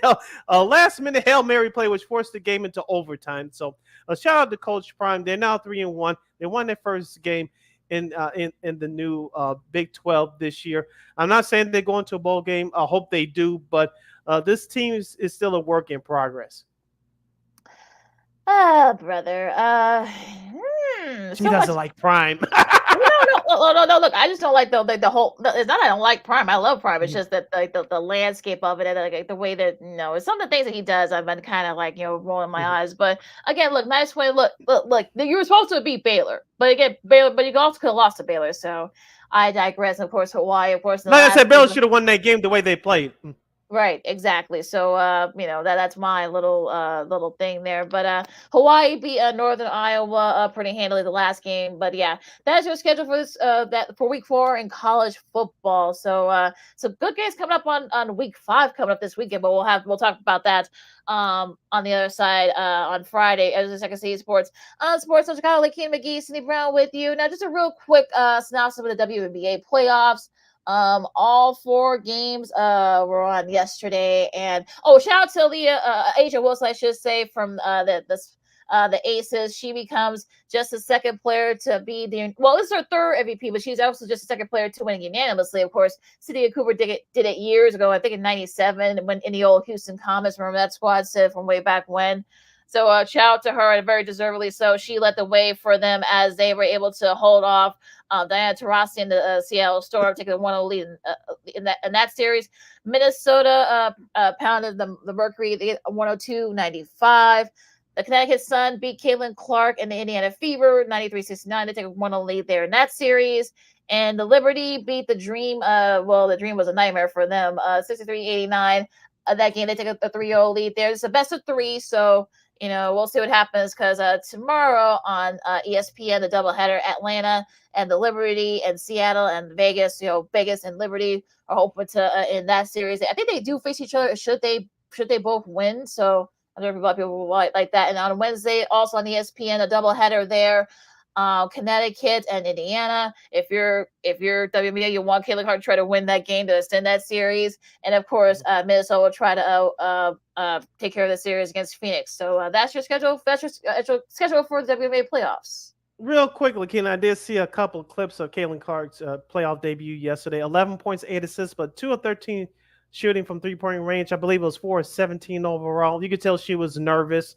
And, like you said, the playoffs of any sport is a whole new season. So you had to bring in a whole new mentality. You got to step up your game up more, and you got to be more aggressive. I think she'll bounce back in the next game. Should be interesting there. We'll see what happens tomorrow. And that was your schedule for this week in the WNBA playoffs. You listen to Second City Sports on Sports Chicago. Lakina McGee, City Brown with you. We got some sports media news. Said some interesting lineup changes in one of our Chicago sports radio stations. Yes, WSCR 670, The Score. They made changes to their daily lineup after negotiations fell off the table with Jason Goff, the former 670 The Score host.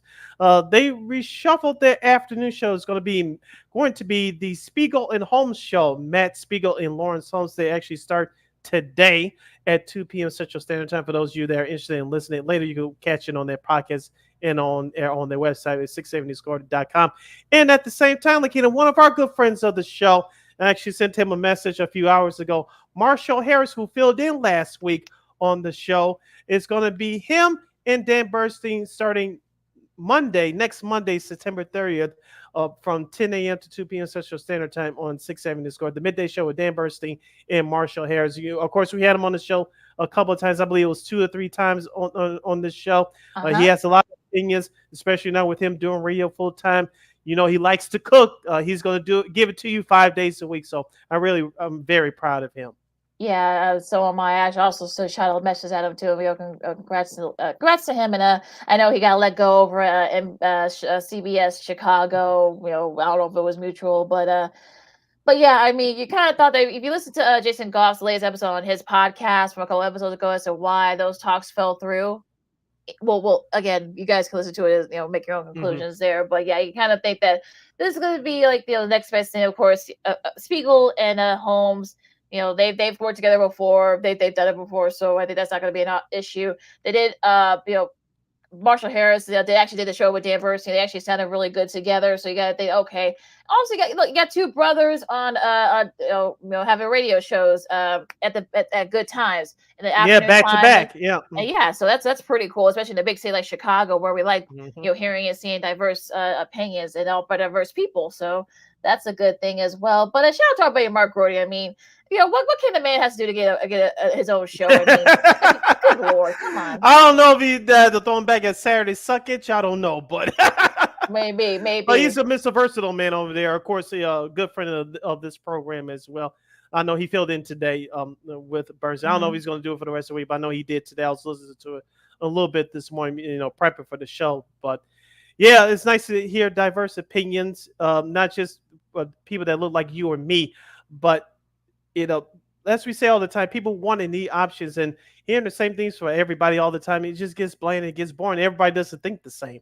And not to send a personal shot at ESPN 1000, but I know John the Hood is the only on-air personality that looks like me and you, but I think part of that problem is they don't have enough diverse voices over there. Not just the way people look, but the way that people have different opinions. I'm just saying.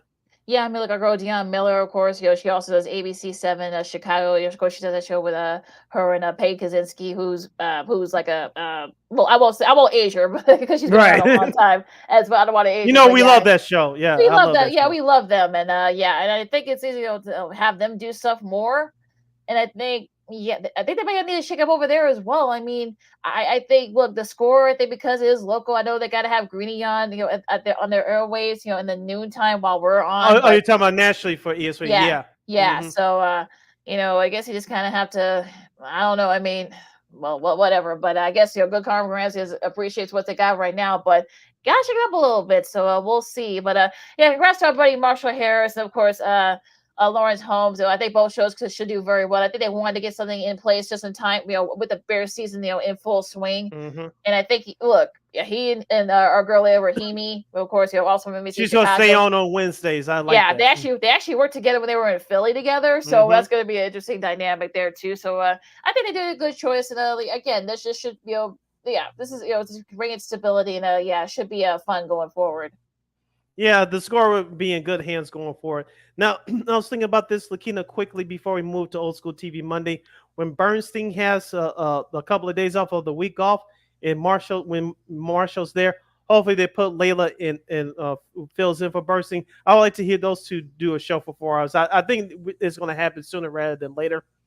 But when Bernstein goes on vacation, Marshall's there. If Layla's available, have Layla and Marshall do a 4-hour show. I would definitely like to hear that.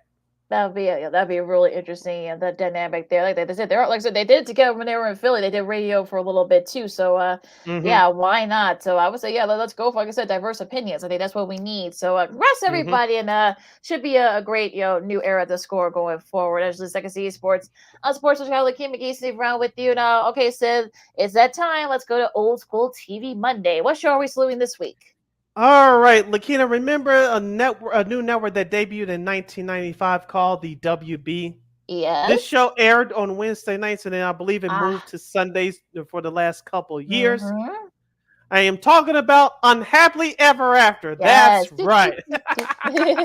Yes. Unhappily Ever After was an American television sitcom that aired for 100 episodes on the WB, now the CW, from January 11th, 1995 until May 23rd, 1999, for a total of 5 seasons. The series was produced by Touchstone Television. The quick synopsis of the program: the series followed the dysfunctional Mallory family of Los Angeles, California. Deadbeat father Jack, toxic and narcissistic mother Jennifer, underachieving and seemingly dim-witted eldest son Ryan, academically gifted but rarely taken seriously because she looks like a model daughter, is Tiffany, played by Nikki Cox, and the forgotten son Ross.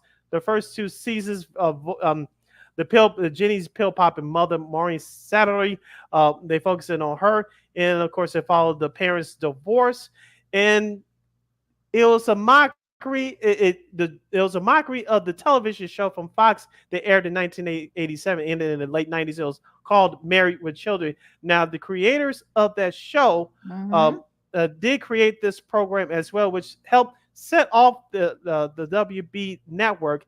Now, in this first season, it aired 13 episodes. Season 2, 22 episodes. Season 3, 22 episodes. Season 4, 21. In the final season in 1998-99, 22 episodes. It's kind of funny if you think about it, because it's sort of like, it was sort of like a Mary Channel. You had the puppet, Bobcat go with the puppet and stuff. Yep. So, it was all in Jeffrey Pearson's character, who I've adored for a long time. So it was all, he was sort of like kind of like the Al Bundy light. Of course, even even he'll tell you that his character would not be accepted now. It would be, he'd be canceled. His character would be canceled now. But it was a good show. It wasn't meant to be, to change the world or anything like that. It was just meant to be funny and just, narcissistic and a little bit offensive, and that's what it actually accomplished. And of course, Nikki Cox, who I adore as well. I think she was kind of like the Kelly Bundy sort of, but she was smart. But again, the flip side, she wasn't taken seriously because she's pretty and such. So it was definitely kind of one of those days. Yeah, Stephanie Hodges' character, she was pretty funny as well. For the same people that that brought you a Marriage, kind of like the same. It was sort of the same concept there, but like I said, you had a puppet. That's really the only difference. Yeah, and also too with the Nikki Cox's character, like you said, she was the Kelly Bundy of that show, and the producers and the writers took advantage of that, and which actually helped sell the show. Kevin Conley, he went on to do great things before Entourage, ladies and gentlemen. So, and you saw his talent right there in that sitcom. But the mother, for some other reason, she did not come back for the 5th and last season. But I know and in the storyline, she tried to get back together with the father, but it didn't work. But overall, it was a great series. It helped set the WB lineup for Wednesday, which aired next to the Wayans Brothers, The Parenthood, in a short-lived series called Muscles. Muscles, yeah. Oh Lord, that show, Jesus. But yeah, well, yeah. Unfortunately for Stephanie, well, yeah, I think for Stephanie Hodge, of course, the same thing happened with her when she was on Nurses. If you ever remember that show from on NBC, for the people that watch the Golden Girls, it's sort of the same thing. She kind of just disappeared. We never really knew what happened after that, but. But yeah, I mean, like I said, Kevin Conley, I think was hilarious on that show. You saw that, yeah, and just a birth. I think he's doing a lot of voiceover work since this ended. So, yeah, so and Nikki Cox, I think she's done a lot of producing, and I think she still acts occasionally as well. But it was sort of Unhappily Ever After was sort of like it was a little bit Married with Children, a little bit of Seinfeld. We kind of like meshed together, and you got Unhappily Ever After. Oh, of course, Alf. You want to put Alf now because of with the puppet and Bobcat. So yeah. But yeah, so it was actually kind of like those are kind of a fusion of those shows. And Bobcat's still doing it. He still does stand up, and even in his 60s. And yeah, I mean, look, I like the show. I can see why it's not airing it's not streaming anywhere, because the fact that it is some of the stuff they did, it was a little bit you could get away with it now. So most of the episodes are available here on YouTube. YouTube. I'm talking about Pluto TV and those types of things, and then on Hulu. But yeah, they're on YouTube. So if you want to get those episodes, check it out. But yeah, really solid show. And look, like I said, it was a fusion of all those hit shows, and it actually had a nice run, about 4.5 seasons. Yep. So for Old School TV Monday, we salute the 90s TV WB sitcom Unhappily Ever After. Lakina, take us home. But first we want to talk about Mercury Morris real quick. Of course, sadly he had passed away early. I think late Saturday night. I know one of his sons posted on his social media, and I think I heard Larry Zonka talk a little bit about it. I think Bob Greasy too. I know you can tell they were both very emotional. And of course, he was part of the 1972 undefeated Dolphins squad. I'm talking about Mercury Morris, and of course, they won the Super Bowl prior to that. And it was he was definitely talked a lot, but he definitely walked the walk. So that's what made him, even in the last few years. I mean, when the Patriots was close to breaking the record for undefeated games, in a season, he was like, no, they're not going to do it, and they did end up not doing it. So he definitely had, was talked a lot about it, but he definitely backed it up on the field too. Yeah, scoring a career total of 31 rushing touchdowns. And also, too, if you remember, I think NBC probably showed this already. I'm sure they're going to show it probably out throughout the week. But remember, they did a special a couple of years ago about that's 1972 Dolphins squad, and Larry Zonka with Jeremy Schaap said to him, like, look, we're losing a lot of guys. I mean, look, all the coaches, including Don Shula, they're both gone. Yeah. And now I think they've lost like a third of their guys from that squad, and they always try to get together, as much as they can, many times they can, because a lot of these guys are, they're leaving, and unfortunately, this is the case. They're probably one of the more vocal leaders and members from that squad is now no longer with us. The thoughts and condolences go out to the Miami Dolphins organization and to the Mercury Morris family. All right, let's end on a happier note, though, Sid. Interesting about the who's going to do the game on for that Bears Rams game, because it's going to be kind of So unfortunately, it won't be Tom Brady, unfortunately. So I would be surprised. I wish it was us, but that's a far-fetched shot. well, yeah, that would be interesting. But I think it's probably going to be Adam and Mark Sanchez. I think that's going to be between. I think it's going to be those two. I think they won't make the announcement until Wednesday, but I think it's going to be between. I think it's going to be Amin and Sanchez, I believe. Or Kevin Kluger, but we'll see what happens. Oh yeah, it should be interesting as well. But should be an entertaining game nonetheless. I think. Look, like I said, people thought that's going to be a gimme. It's not a gimme anymore. Yep, and we'll break down that matchup coming up on our next show on Friday. Lakina, right. take us home. All right, you follow my Keenan McGee on the Twitter, @Executive Green, and the IG. You can follow your Shirley Sidney Brown on the Twitter, X, and the IG at SidKid80. Once again, it's SidKid80. That's SIDKID80. SIDKID80. Be sure to download that Sports Zone Chicago app wherever you get your apps. Please follow Sports Zone Chicago on all social media platforms. Please subscribe to our podcast. We are located at War Media Podcast. That's WARR Media, PODCASTS. We are located on all podcast platforms, including the iHeartRadio app. And while you're at it, please give War Media a follow at WARR Media on all social media platforms. And thank you very much in advance for your support. Like, share, subscribe, and tell your friends. Be sure to catch Second City Sports live in the living color every Monday, every Friday from noon to 2 p.m. Central Standard Time, exclusively on Sports Zone Chicago. One more again, as the kids would say. Be sure to catch Second City Sports live in the living color every Monday, every Friday from noon to 2 p.m. Central Standard Time, right here on Sports Zone Chicago. And of course, you can get Sports on Chicago anytime, anywhere on Roku TV. Now, if when you're not watching live sports on there or any other shows or movies, because you type in Sports on Chicago, whatever device you got, you can catch our show, Sean and Maya, the Smoke Fellas, What's Up Cousin, a whole lot more. You can get Sports on Chicago anytime, anywhere on Roku TV. And we will provide. All right, folks, enjoy these last few games of the MLB season. Should come down to the wire with some of those divisional races. And, of course, if you're in the WNBA playoffs, you can watch that as well. And so much more. For Sid, I'm Lakina. Enjoy this nice little fall weather we're having. This is Second City Sports on Sports on Chicago, and we'll see you guys on Friday. Hit the road. Boop. Holla.